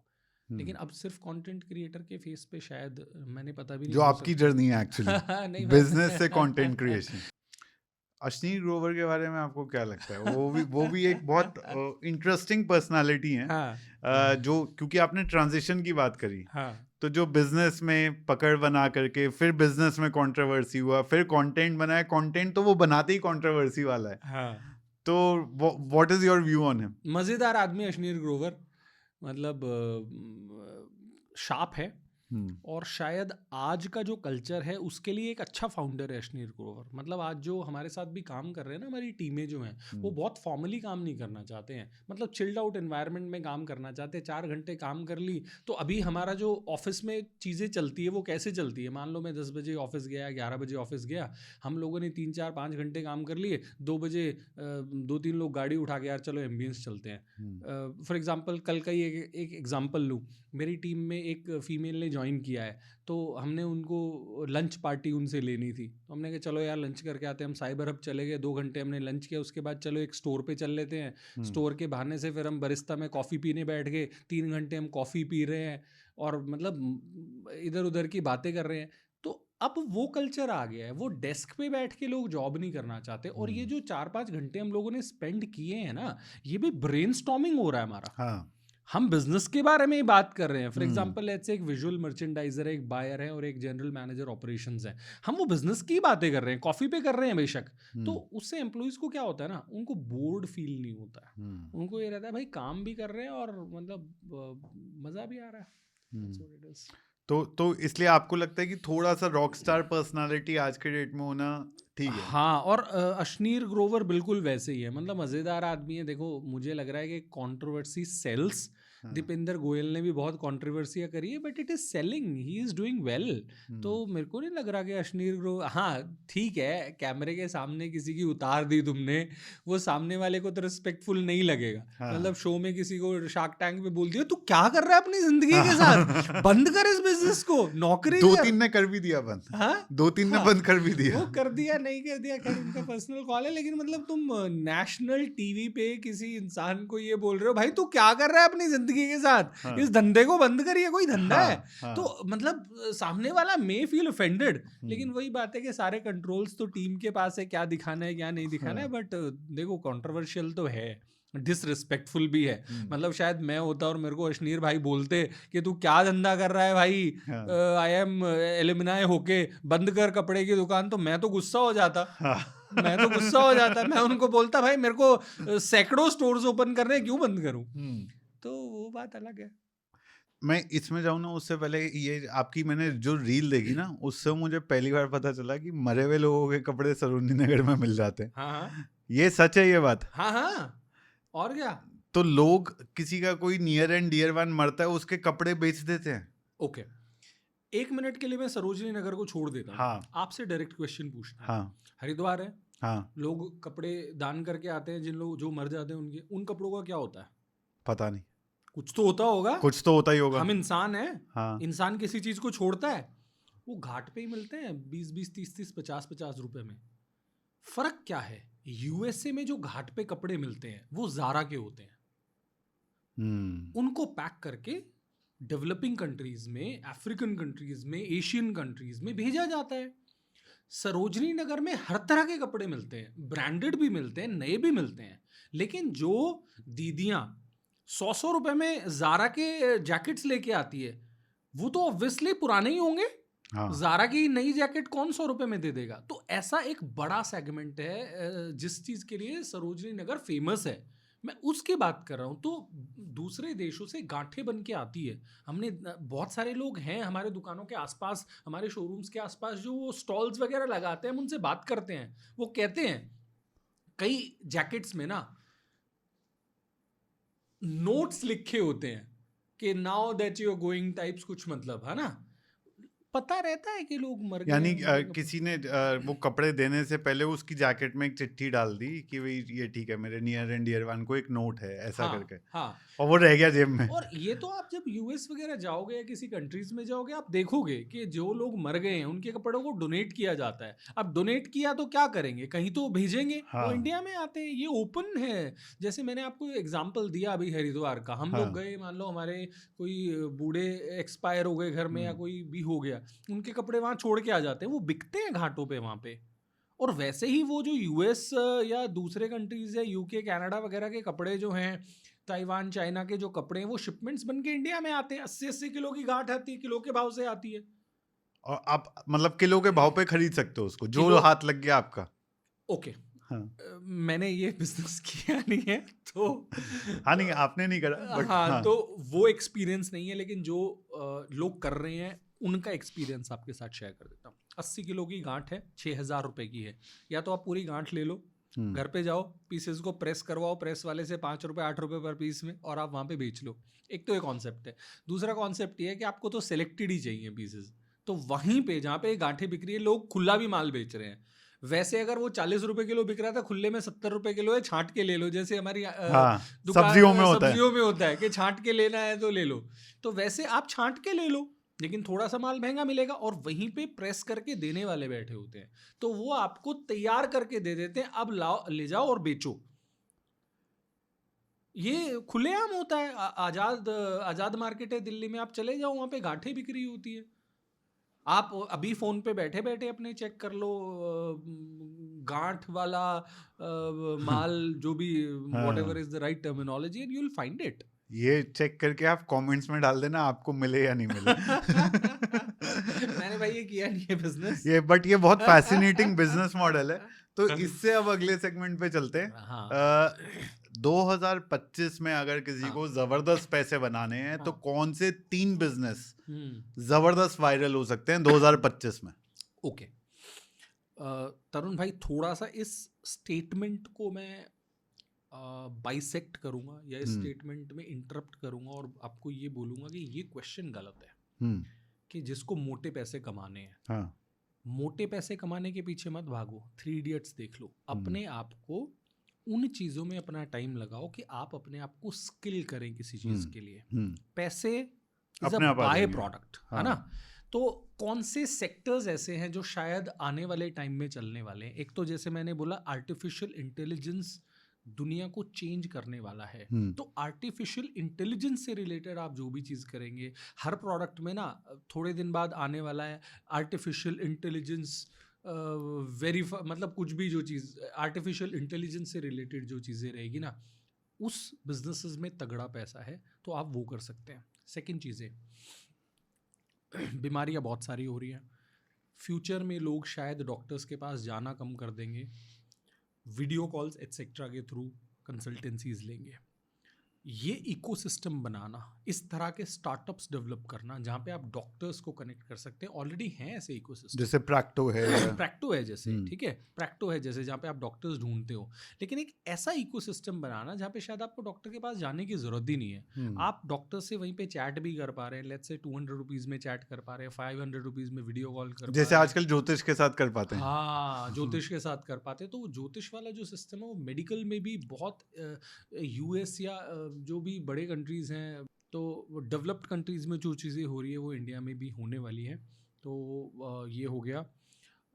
Other than that I think इसके अलावा एक जो चीज़ बहुत होने वाली है, अब लोगों को काफ़ी हद तक ये समझ में आ रहा है कि चीज़ें सीखना बहुत इंपॉर्टेंट है। लोग वीडियोस देख के इंस्पायर हो रहे हैं कि मेरे को भी ये काम करना है, मेरे को भी पॉडकास्ट करना है। पॉडकास्ट करना नहीं आता तो रणवीर अलाहाबादिया से कोर्स ले रहे हैं 2-2 लाख का कि पॉडकास्ट कैसे कर सकते हो, गेस्ट को कैसे बोला। तो ऑनलाइन कोचिंग वाला जो सेगमेंट है ना, फाड़ होने वाला है, बहुत तगड़ा पैसा इसमें लोगों का बनने वाला है। चाहे तो तुम कोचिंग दे दो या जो कोचिंग दे रहे हैं उनके लिए कोई इकोसिस्टम क्रिएट कर दो। Online coaching is going to be massive. सब 3 कौन से ऐसे बड़े गलतियां हैं, मैं दोबारा बोलता हूँ प्लीज। ऐसी कौन सी 3 बड़ी गलतियां हैं जो छोटे बिजनेसेस करते हैं? एक तो आजकल कंटेंट बहुत ज़्यादा कंज्यूम करते हैं और कंटेंट में जो बिजनेस स्ट्रैटेजीज बताई जाती है ना, उसको एकदम से मान लेते हैं। वो ये नहीं समझ पाते कि जो बिजनेस स्ट्रैटेजी एक 3000 करोड़ की कंपनी ने इम्प्लीमेंट की है वो शायद मेरे लिए ठीक नहीं है। अपने आसपास जो कॉम्पिटिटर्स हैं उनको कभी एनालाइज ही नहीं करते। लेट्स से फॉर एग्जांपल, मैं इलाहाबाद में कोल्ड ड्रिंक की एजेंसी लेके बिजनेस चला रहा हूँ। मैंने पेप्सी की एजेंसी ली हुई है, मेरी सेल 1 करोड़ है। क्या मैं इलाहाबाद से बाहर जाके दिल्ली में या बड़े शहरों में जाके एक बार मेरे को ये नहीं देखना चाहिए कि जो बड़े शहरों में पेप्सी की एजेंसी लेके बैठे हैं वो कौन से ऐसे प्रैक्टिसेस यूज़ कर रहे हैं जो प्रैक्टिसेस मैं आज यूज़ नहीं कर रहा हूँ। वो पता है क्या कर रहे हैं? इंटरनेट पे देख रहे हैं बिजनेस स्ट्रैटेजीज। मत देखो, तुम जो बिजनेस करे बैठे हो उसको तुमसे अच्छा बहुत सारे लोग कर रहे हैं, उनको देखो, देख लो। क्यों नहीं देख रहे हो? मैं अपना एग्जाम्पल लूँ तरुण भाई, अपनी वाइफ के कपड़े, अगर कुर्ती हम बेचते हैं, अपैरल्स हम बेचते हैं, लेकिन अपनी वाइफ के लिए कपड़े मैं अपने स्टोर से नहीं लेता, कॉम्पिटिटर्स के स्टोर से लेता हूँ। उससे क्या होता है, मैं वो कंज्यूमर वाला जो एक्सपीरियंस है ना वो कर पाता हूँ। कौन सी ऐसी चीज़ें हैं जो ये कर रहे हैं और मेरे को भी इम्प्लीमेंट करना है। ट्रायल रूम में स्टूल नहीं है, अरे मेरे में भी नहीं है यार। जब तक मैं कॉम्पिटिटर पे जाके कंज्यूमर माइंडसेट से उस चीज़ को नहीं देखूंगा, मैं अपने सिस्टम में फ्लॉज नहीं आइडेंटिफाई कर पाऊंगा। या तो मैं फ्लॉज आइडेंटिफाई करने के लिए कोई कंसल्टेंसी हायर करूँ, कोई कंसल्टेंट हायर करूँ, ठीक है। मोटा मोटा क्या कहना चाह रहा हूँ, बिजनेस ओनर जो है ना वो अपने आप को लिमिट कर दे रहा है कि जो मैं कर रहा हूँ ना सही कर रहा हूँ, और इससे बेटर अगर करना है ना तो भाई मेरे को एलॉन मस्क की बात ही सीखनी है।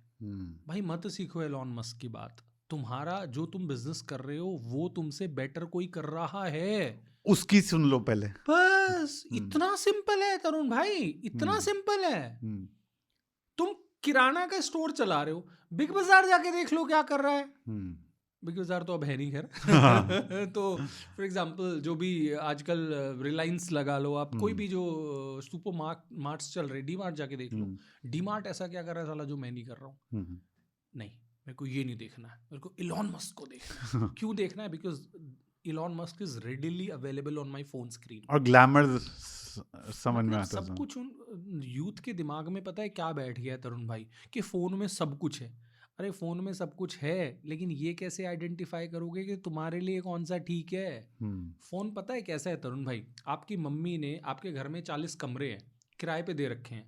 आपकी मम्मी ने बोल दिया बेटा जाके ना अंकल को रूम नंबर 306 दिखा के आ जाओ।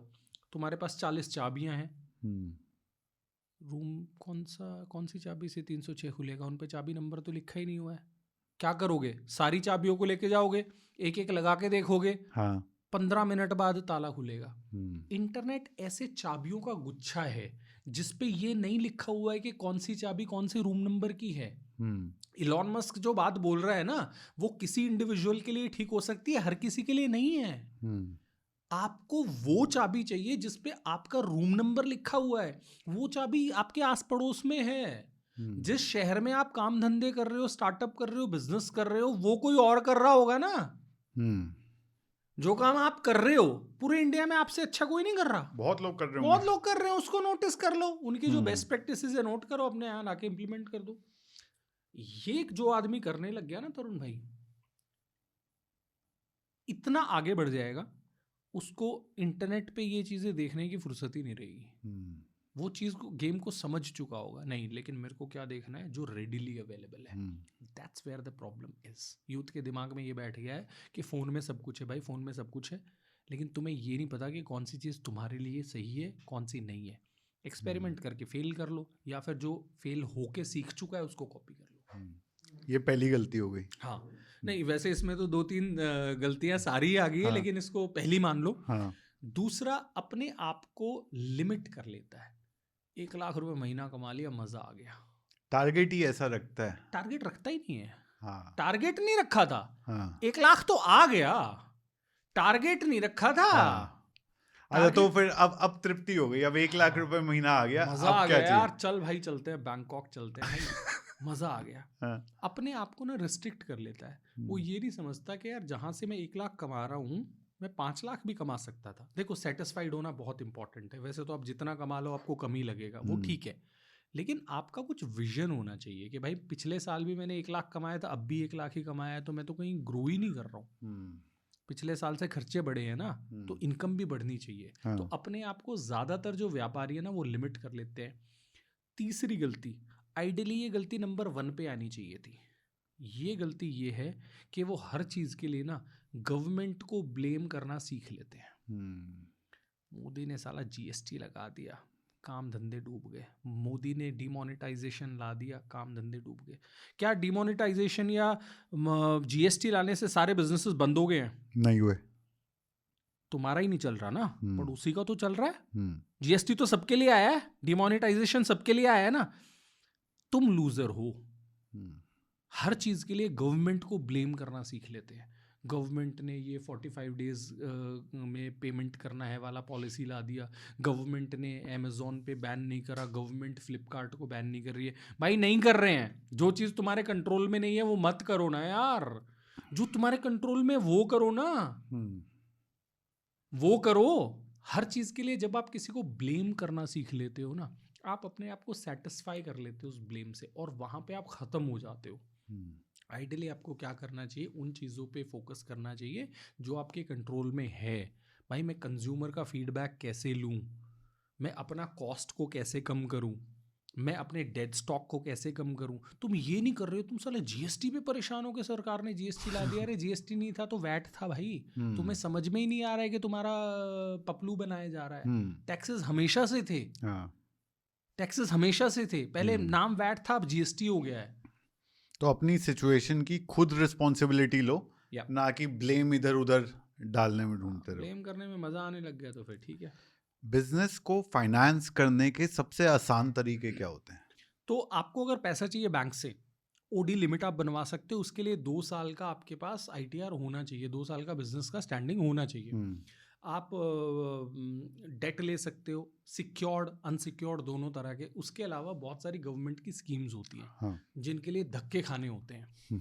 अब क्वेश्चन आ जाता है कि कौन सी स्कीम से पैसा लें। हो सकता है शायद आप नेक्स्ट क्वेश्चन ये पूछते कि कौन सी गवर्नमेंट स्कीम से पैसे ले सकते हैं। बिल्कुल, ये मेरा सवाल था। हाँ, तो तरुण भाई, गवर्नमेंट अलग अलग लोगों को अलग अलग पर्पस के लिए लोन देती है। मैं फॉर एग्जांपल फर्टिलाइजर्स में डील करता हूँ तो वो एक अलग स्कीम के अंडर मुझे लोन मिलेगा। मैं फॉर एग्जांपल अपैरल में डील करता हूँ तो मुझे एक अलग स्कीम के अंडर लोन मिलेगा। कौन सी स्कीम से आप लोन ले सकते हो वो तो आपके फिंगरप्रिंट पे है।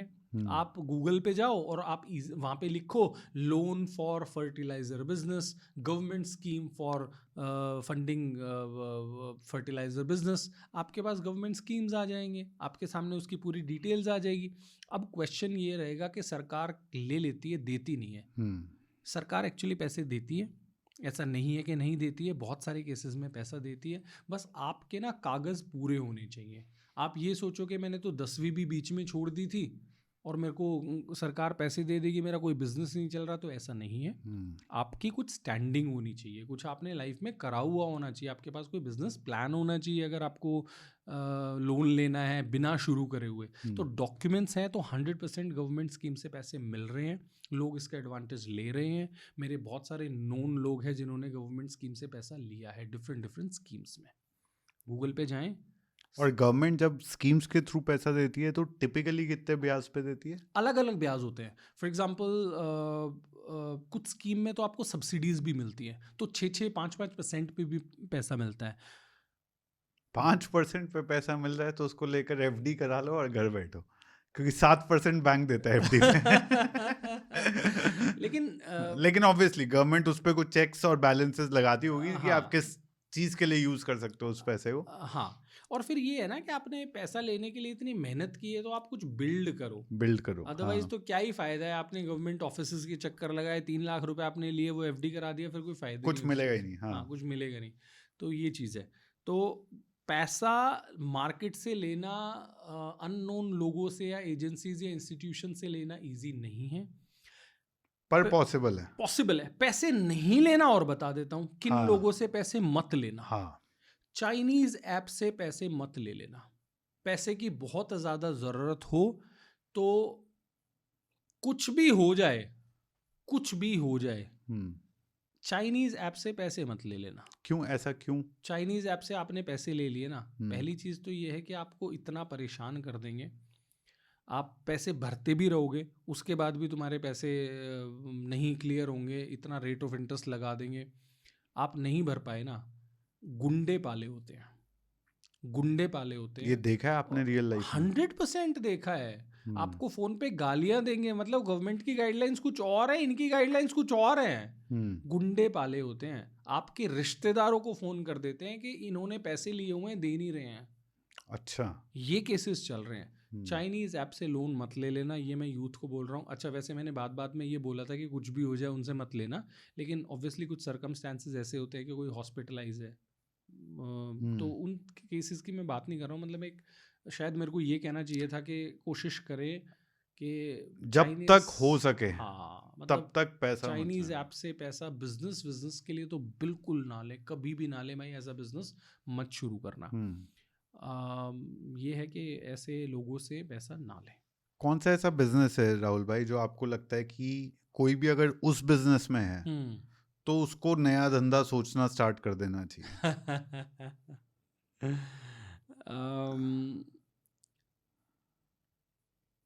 कौन सा बिजनेस ऐसा है जो, अगर देखो, मुझे ऐसा लग रहा है तरुण भाई कि हर बिजनेस को मोस्टली तो ना मॉडिफाई किया जा सकता है। जैसे फॉर एग्जांपल हम पहले की बात करें तो कुछ लोग वीसीआर बिजनेस में थे, कैसेट्स वगैरह बेचते थे। थोड़ा सा ज़माना चेंज हुआ, वो सीडी पे आ गए। फिर कुछ आए, कुछ नहीं आए। जो नहीं आए वो तो बंद ही हो गए। हाँ, जो सीडी के बाद फिर पेन ड्राइव पे आ गए, पेन ड्राइव के बाद फिर कंप्यूटर्स पे आ गए, और अभी उन लोगों ने अपने बिजनेस को बिल्कुल ही चेंज कर लिया है। ये एक्चुअली जो आपने एग्जांपल दिया, इसका सबसे बड़ा एग्जांपल नेटफ्लिक्स है, क्योंकि नेटफ्लिक्स जब स्टार्ट हुआ था वो एक सीडी बिजनेस की तरह, वीसीआर बिजनेस की तरह स्टार्ट हुआ था। स्टोर में आप रेंट अ मूवी की तरह स्टार्ट हुआ था वो, और वो अब ये ओटीटी के अवतार में हमें दिखाई देता है। हाँ, फोटोग्राफी फॉर एग्जांपल, ठीक है, पहले कैमरे से फोटो खींचते थे, वो फोटो धुल के शायद 3-4 दिन में आती थी, 10 रुपए पीस, 20 रुपए पीस आप देते थे। जब से फ़ोन में लोगों के हाथ में कैमरे आ गए थे, लोगों को लगा था कि फोटोग्राफर्स वाली शॉप तो बंद हो जाने वाली है। अभी फोटोग्राफी जो है ना, इतनी बड़ी इंडस्ट्री बन गई है, इतनी बड़ी इंडस्ट्री बन गई है। मतलब ये पॉडकास्ट वॉडकास्ट में हम 1.5-2 लाख रुपए के कैमरे लगा के मतलब जितना फोटोग्राफी इवॉल्व हुआ है ना, इतना तो कुछ इवॉल्व ही नहीं हुआ होगा शायद। मतलब शादी से पहले प्री वेडिंग फोटोशूट, मतलब post wedding photoshoot, pre wedding photoshoot, wedding में अलग अलग तरह के फोटोशूट, तो प्रेगनेंसी का भी फोटोशूट होता है आजकल, प्रेगनेंसी का भी, बेबी शावर फोटोशूट, पता नहीं कौन कौन से फोटोशूट्स होते हैं। तो चीज़ें इवॉल्व हो रही हैं। आप किसी भी बिजनेस में है ना, वो बिजनेसेस शायद बंद नहीं हो रहे, वो शायद चेंज हो रहे हैं। और आपको अडाप्ट करने की जरूरत है। 100% अगर आप अडाप्ट करेंगे तो आपका बिजनेस चलता रहेगा। 100%। मैं गारमेंट्स बिजनेस की बात कर लेता हूँ। फॉर एग्जाम्पल लेट से, वैसे मेरे पास इसका कोई साइंटिफिक स्टडी नहीं है, बट ये बहुत फैसिनेटिंग बिजनेस मॉडल है। तो इससे अब अगले सेगमेंट पे चलते हैं। हाँ। 2025 में अगर किसी को जबरदस्त पैसे बनाने हैं तो कौन से 3 बिजनेस जबरदस्त वायरल हो सकते हैं 2025 में? ओके तरुण भाई, थोड़ा सा इस स्टेटमेंट को मैं बाइसेक्ट करूंगा या इस स्टेटमेंट में इंटरप्ट करूंगा और आपको ये बोलूंगा कि ये क्वेश्चन गलत है कि जिसको मोटे पैसे कमाने हैं, मोटे पैसे कमाने के पीछे मत भागो। 3 इडियट्स देख लो। अपने आप को उन चीज़ों में अपना टाइम लगाओ कि आप अपने आप को स्किल करें किसी चीज़ के लिए। पैसे इज अ बाय प्रोडक्ट, है ना। तो कौन से सेक्टर्स ऐसे हैं जो शायद आने वाले टाइम में चलने वाले हैं? एक तो जैसे मैंने बोला, आर्टिफिशियल इंटेलिजेंस दुनिया को चेंज करने वाला है। तो आर्टिफिशियल इंटेलिजेंस से रिलेटेड आप जो भी चीज़ करेंगे, हर प्रोडक्ट में ना थोड़े दिन बाद आने वाला है आर्टिफिशियल इंटेलिजेंस मतलब कुछ भी जो चीज़ आर्टिफिशियल इंटेलिजेंस से रिलेटेड जो चीज़ें रहेगी ना, उस बिजनेसेस में तगड़ा पैसा है, तो आप वो कर सकते हैं। सेकंड चीज़ें, बीमारियां बहुत सारी हो रही हैं। फ्यूचर में लोग शायद डॉक्टर्स के पास जाना कम कर देंगे, वीडियो कॉल्स एट्सेट्रा के थ्रू कंसल्टेंसीज लेंगे। ये इकोसिस्टम बनाना, इस तरह के स्टार्टअप्स डेवलप करना जहाँ पे आप डॉक्टर्स को कनेक्ट कर सकते हैं, ऑलरेडी हैं ऐसे इकोसिस्टम। जैसे प्रैक्टो है, प्रैक्टो है जैसे, ठीक है, प्रैक्टो है जैसे, जहाँ पे आप डॉक्टर्स ढूंढते हो। लेकिन एक ऐसा इकोसिस्टम बनाना जहाँ पे शायद आपको डॉक्टर के पास जाने की ज़रूरत ही नहीं है। आप डॉक्टर से वहीं पे चैट भी कर पा रहे हैं। लेट्स से 200 रुपीज़ में चैट कर पा रहे हैं, 500 रुपीज़ में वीडियो कॉल कर पा रहे हैं, जैसे आजकल ज्योतिष के साथ कर पाते हैं। हाँ, ज्योतिष के साथ कर पाते। तो वो ज्योतिष वाला जो सिस्टम है वो मेडिकल में भी बहुत यूएस या जो भी बड़े कंट्रीज़ हैं, बड़े कंट्रीज़ नहीं कहना चाहिए, डेवलप्ड कंट्रीज़ कहना चाहिए। तो डेवलप्ड कंट्रीज़ में जो चीज़ें हो रही है वो इंडिया में भी होने वाली है। तो ये हो गया। Other than that I think क्या ऑनलाइन कोचिंग। हाँ, इसके अलावा एक जो चीज़ बहुत होने वाली है, अब लोगों को काफ़ी हद तक ये समझ में आ रहा है कि चीज़ें सीखना बहुत इंपॉर्टेंट है। लोग वीडियोस देख के इंस्पायर हो रहे हैं कि मेरे को भी ये काम करना है, मेरे को भी पॉडकास्ट करना है। पॉडकास्ट करना नहीं आता तो रणवीर अलाहाबादिया से कोर्स ले रहे हैं 2-2 लाख का कि पॉडकास्ट कैसे कर सकते हो, गेस्ट को कैसे बुला। तो ऑनलाइन कोचिंग वाला जो सेगमेंट है ना, फाड़ होने वाला है। बहुत तगड़ा पैसा इसमें लोगों का बनने वाला है। चाहे तो तुम कोचिंग दे दो या जो कोचिंग दे रहे हैं उनके लिए कोई इकोसिस्टम क्रिएट कर दो। Online coaching is going to be massive. ऐसे कौन से बिजनेसेस हैं जो फीमेल एंटरप्रेन्योर्स के लिए बहुत अच्छे हैं? ओके, फीमेल्स जो है जनरली कनेक्ट करते हैं अपने आप को ब्यूटी से। मतलब मैं ये नहीं कह रहा हूँ कि फीमेल्स ब्यूटी वाले ही बिजनेसेस कर सकते हैं, लेकिन मैं कुछ इजी बिजनेसेस की बात करने वाला हूँ। इजी, जो उनको नेचुरली आते हैं। नेचुरली आते हैं, घर से कर सकते हैं। आर्टिफिशियल ज्वेलरी, इंस्टाग्राम पे ऐसे ऐसे पेजेस हैं, सिर्फ इंस्टाग्राम पे। फॉर एग्जांपल दिल्ली की बात कर लेता हूँ। दिल्ली में मार्केट से सदर बाज़ार, बल्ली मारान वगैरह में बहुत झुमके वुमके आर्टिफिशियल ज्वेलरी मिलती है। काफ़ी सारी गर्ल्स को मैं पर्सनली जानता हूँ, स्कूल कॉलेज में जाती हैं, शाम को सदर बाज़ार या बल्ली मारान जाती है, वहाँ से आर्टिफिशियल झुमके ज्वेलरी वगैरह लेके आती है, अपने घर पे खुद से फ़ोटो शूट करती है, खुद से पहन के छोटे मोटे वीडियोस बना लेती है, अपने ही इंस्टाग्राम पे डाल के और सेल करती हैं। हज़ारों फॉलोअर्स उन्होंने डेवलप कर लिए हैं, बहुत अच्छा पैसा कमा रहे हैं वो लोग।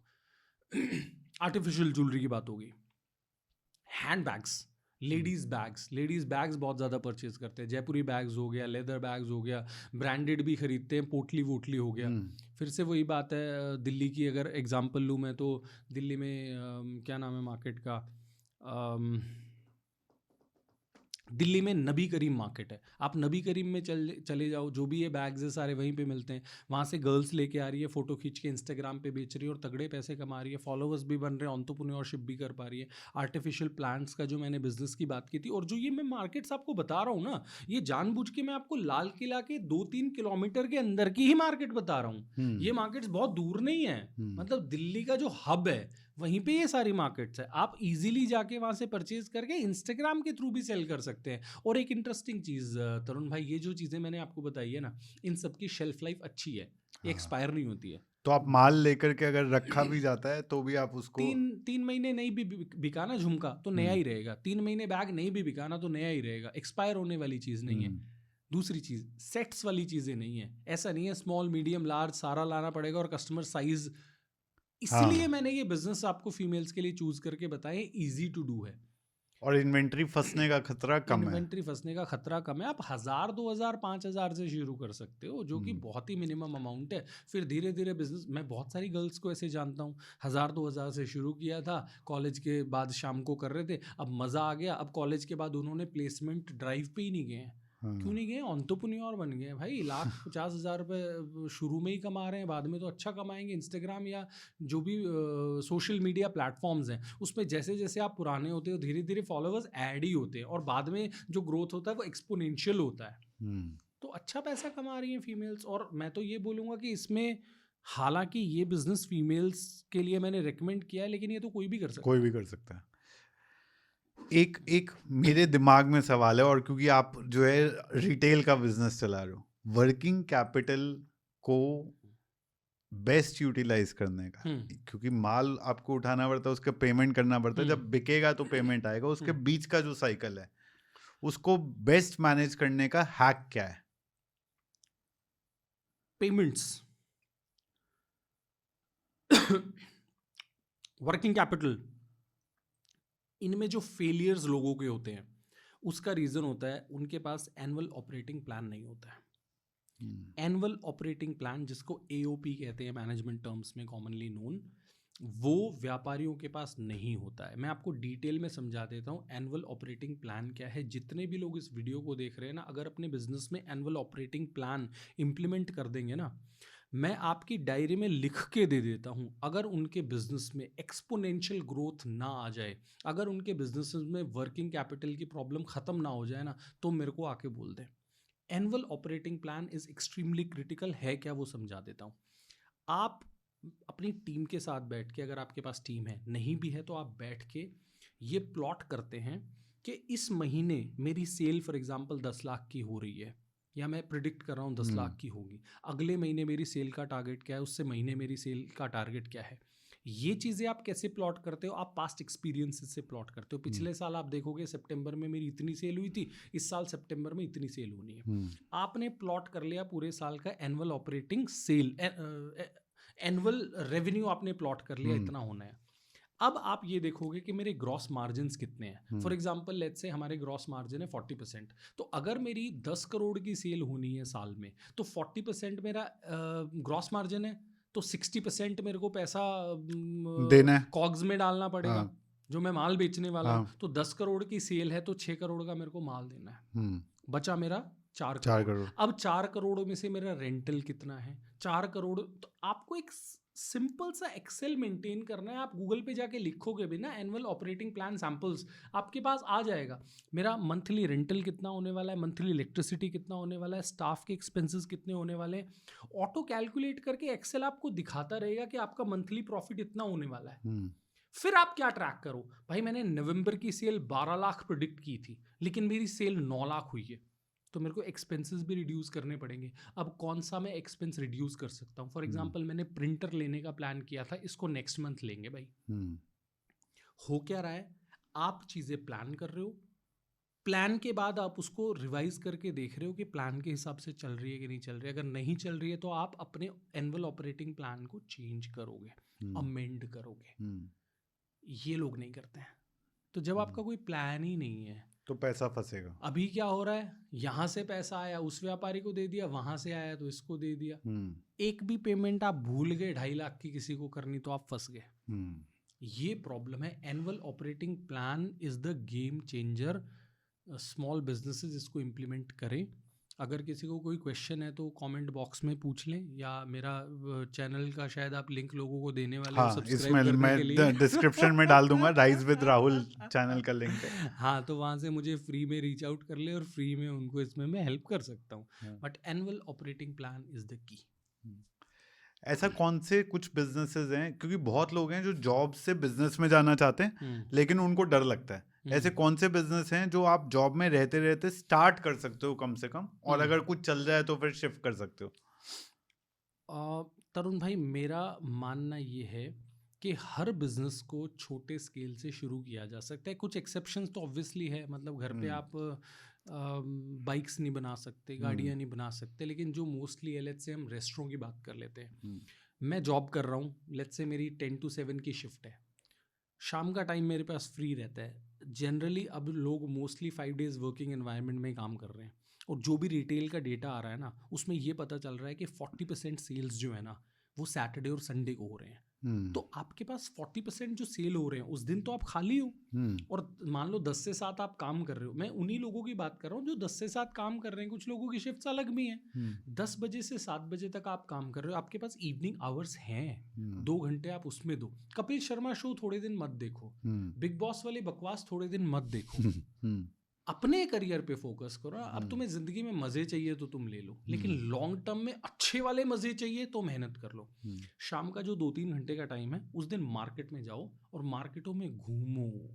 शाम को ना बाजारों में घूमो, देखो लोग क्या कर रहे हैं। अभी पता है एक बहुत बड़ा प्रॉब्लम, वैसे मैंने बहुत सारे प्रॉब्लम्स इस पॉडकास्ट में गिनवा दिए हैं, लोगों को ये ना लगे कि यार ये तो यूथ के पीछे पड़ गया है, लेकिन एक बहुत बड़ा प्रॉब्लम ये है कि यूथ अपने फोन को ही अपनी लाइफ समझने लग गया है। दुनिया वही है ये। हाँ, वो एक इमेजिनरी वर्ल्ड में जी रहे हैं। वो ये सोच रहे हैं कि जैसे इसमें दुनिया दिखाई जा रही है वैसी दुनिया वैसी बिल्कुल भी नहीं है। यहाँ पे लोग कंटेंट बना रहे हैं क्योंकि उनको पैसा कमाना है। कुछ एक्सेप्शंस है, ऑब्वियसली लोग बिजनेसेस करे बैठे हैं, तो पॉडकास्ट इसलिए कर रहे हैं कि इंटरेस्टिंग है, मजा आता है बकवासबाजी करने में।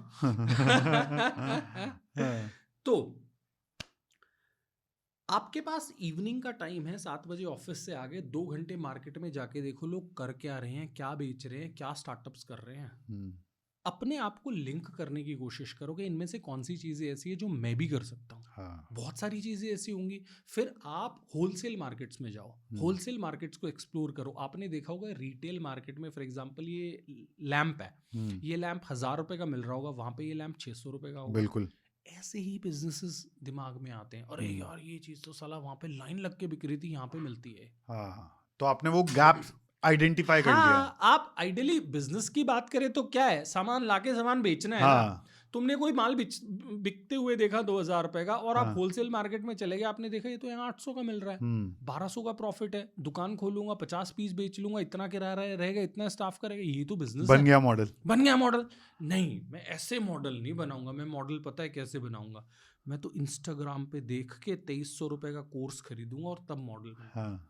इसलिए मॉडल्स बन ही नहीं पा रहे हैं, खुद मॉडल बन जाते हैं। क्योंकि जो कोर्स बेच रहा है ना वो 2300 का, उसका बिजनेस कोर्स बेचने का है। उसके बाप ने कभी बिजनेस नहीं करा। Getting my point? ये सच्चाई है। हाँ, तो जो लोग कोर्सेज ले रहे हैं ना, कुछ ऑब्वियसली ऐसे भी लोग हैं जिन्होंने चीजें करी है और कोर्स बेच रहे हैं, और कोर्स लेने में इस पे राहुल भाई मेरा टेक जो है ना, बहुत जो कंटेंट क्रिएटर अगर कोर्स बेच रहा है और वो ये कह रहा है कि मैंने अपना कंटेंट चलाने के लिए कुछ चीज़ें नहीं डाली, वो मैंने छुपा ली कि मैं अलग से कोर्स में बेचूंगा, वो बकवास है। मेरे ख्याल से कोई भी कंटेंट क्रिएटर अपना बेस्ट देता है अपने कंटेंट में, और उसके पास उसके अलावा कुछ जेबें खाली होती हैं। हाँ। तो कोर्स जब भी वो बेचेगा तो उसी मसाले को रीफर्बिश करके आपको देगा। हाँ, कोर्स खरीदने में प्रॉब्लम नहीं है तरुण भाई, मैं नहीं कह रहा हूँ कोर्स खरीदने में प्रॉब्लम है, लेकिन मेरा कहना ये है कि सिर्फ कोर्स खरीदने से नहीं होगा। मार्केटों में जाओ, सबसे बढ़िया स्ट्रैटेजी बता देता हूँ अगर आपको बिजनेस में सक्सेसफुल होना है तो। रिलैक्सो की 120 रुपए की चप्पल खरीदो। जब वो चप्पल घूमते घूमते मार्केटों में घिस जाए और उसमें छेद हो जाए ना और नीचे से दिखने लग जाए कि छेद हो गया है, तब शायद आप बिजनेस के लिए तैयार हो गए हो। बहुत बढ़िया स्ट्रैटेजी बता रहा हूँ। अगर वो चप्पल नहीं घिसी है, इसका मतलब तुम बिजनेस करने के लिए तैयार नहीं हुए हो। और ये चीज़ मैं बहुत ही ऑनेस्टली बोल रहा हूँ, ठीक है। यूथ को इंस्टाग्राम देख के बिजनेस शुरू करना है तो कर लो, मेरे को तो क्या ही फ़र्क पड़ रहा है। तुम्हारे बाप दादाओं के पैसे डूब रहे हैं, लेकिन बिजनेसेस ऐसे बनते नहीं हैं। बिजनेसेस बनते हैं चप्पलें घिसने से। तो अगर जॉब के साथ बिजनेस करना है तो शाम को 7 बजे आओ और चप्पलें घिसने के लिए तैयार रहो, तब बनेगा। रिलैक्सो की नीली वाली चप्पल खरीद ले, 120 रुपए की शायद आती है। मैंने पहले खरीदी थी जब मैं बिजनेस शुरू करने वाला था। हाँ, सीरियस बात बताऊं ना तरुण भाई, तो मोटा मोटा ये है कि धक्के खाने पड़ेंगे। अगर तुम्हें धक्के नहीं खाने हैं ना, तुम इसलिए बिजनेस शुरू करना चाहते हो कि मेरे को किसी की सुननी नहीं है, बॉस की नहीं सुननी है ना, तो भाई तुम गलत डायरेक्शन में जा रहे हो। यहाँ पे तुम्हारी बॉस ले रहा है, वहां पे रोज लेंगे लोग तुम्हारी। कंज्यूमर अलग से लेगा, तुम्हारा स्टाफ अलग से लेगा, नखरे दिखाएंगे, हाँ भाई कल से नहीं आऊंगा, और तुम्हें ना हाथ पैर जोड़ने पड़ेंगे। ठीक है, कस्टमर ना तुम्हारी गलती नहीं होगी, खुद की गलती होगी, फिर भी सुना जाएगा। और तुम अपनी दुकान पे बैठे रहोगे, अपनी 10 करोड़ की दुकान पे बैठे रहोगे और कुछ नहीं बोल पाओगे। बिल्कुल कुछ नहीं बोल पाओगे। बॉस के सामने कई बार कैबिन में जाके हीटेड आर्ग्यूमेंट तो कर लेते हो, कस्टमर के सामने नहीं कर पाओगे। 4 लोग तुम्हें ही बेवकूफ़ बनाएंगे, बताएंगे देख अपनी दुकान में कस्टमर के साथ झगड़ा कर रहा है, रोज का काम है इसका। तो बिजनेस इसलिए ना शुरू करे कि मैं किसी की सुन नहीं सकता, अपने टर्म्स एंड कंडीशन पे काम करना चाहता हूँ। ये हवाबाजी से नहीं चलते काम धंधे। आपको अपने अंदर पेशेंस लाना पड़ेगा। कस्टमर अगर तुम्हारे ऊपर शाउट भी कर रहा है ना, तो कस्टमर को आपने समझाना पड़ेगा, देखो सर आप गलत समझ रहे हो उस चीज़ को, ऐसी नहीं है, मैं आपको बताता हूँ चीज़ कैसी है। ठीक है, ऐसे होता है बिजनेस। ऐसे थोड़ी है कि कस्टमर चौड़ा हो रहा है तो तुम भी उसके सामने चौड़ा होकर दिखा दो मैं हरियाणा का हूँ, ये कर दूंगा वो कर दूंगा। देखते हैं दुकान का नाम इतना खराब हो जाएगा, कोई आएगा नहीं। होता है। बहुत सारे दुकानदार को तो लेबल किया ही होता है कि इसके तो रोज झगड़े होते हैं। मतलब ये बिजनेसेस नहीं है, ये तो तुम लाला सेठ हो जैसे 1970 में काम धंधे चल रहे थे वैसे ही अभी भी कर रहे हो। तो बिजनेसेस का मतलब है कि कंज्यूमर को समझो। ठीक है, तो मोटा मोटा पॉइंट क्या था कि अगर आप जॉब में हो, बिजनेस करना चाहते हो, तो भाई शाम का टाइम है, सैटरडे संडे का टाइम है, उसमें ना मार्केटों में चले जाओ, धक्के खाओ। जब तुम ये बोलो ना भाई धक्के खाने में बहुत मज़ा आ रहा है, तो तुम बिजनेस के लिए तैयार हो, अदरवाइज नहीं हो। ऐसे कौन से, बहुत लोगों को ये होता है कि बिजनेस में धोखा हो गया, ऐसे कौन से 2-3 बड़े धोखे हैं जिससे सावधान रहना चाहिए अगर आप बिजनेस स्टार्ट कर रहे हो? एक जो सबसे बड़ा धोखा तरुण भाई आजकल चल रहा है ना, जैसे तुम कोई भी बिजनेस शुरू करोगे या कुछ भी करोगे ना, तुम्हारे पास वेबसाइट बनाने वालों के या ऐप डेवलप करने वालों के फ़ोन आने शुरू हो जाएंगे और तुम्हें ऐसे दिखाएंगे कि ये ऐप तुमने बनवा लिया ना 6,000 का या 8,000 का या 10,000 का, तो तुम्हारी सेल डबल हो जाएगी, ट्रिपल हो जाएगी। और ये ऐप्स 99% जो है ना, ये लॉन्च ही नहीं हो पाते हैं। क्योंकि एप्स डेवलप करना, वेबसाइट डेवलप करना इज अ लेंथी प्रोसेस। हाथी पालने के बराबर है। लोग जब तक ये समझ पाते हैं ना, तब तक वो पैसे फूक चुके होते हैं। हाँ, तो वेबसाइट वगैरह बनाना या ऐप बनाना वो शुरू में नहीं हो सकता। शुरू में अगर आपको डिजिटल जाना है तो इंस्टाग्राम पेज बनाओ, social media other pages Facebook वगैरह बनाओ, वहाँ से थोड़े बहुत सेल करने की कोशिश करो। 200 रुपये का सामान पहले दिन बेचा, अगले महीने 2,000 का बेचा, फिर 20,000 का बेचा। जब तुम्हारे पास कंज्यूमर्स बन जाएं, जब तुम्हारा इकोसिस्टम बन जाए और इंस्टाग्राम पे डीएम्स वगैरह को हैंडल नहीं कर पा रहे हो, इंटरेक्ट नहीं कर पा रहे हो कस्टमर के बाद, तो वेबसाइट पे जाएं। और ऐप तो बहुत बाद की बात है। तो सबसे बड़ा जो स्कैम चल रहा है ना आज की तारीख में, वो वेबसाइट का और ऐप का चल रहा है। मतलब दुकानदारों को ऐसा ब्रेन वॉश कर लेते हैं, भाई तुमने वेबसाइट बना ली ना और ऐप बना ली तो तुम तो एलॉन मस्क बन जाओगे। और वो कुछ भी नहीं बन पाते। तो ये सबसे बड़ा आज की तारीख में स्कैम है।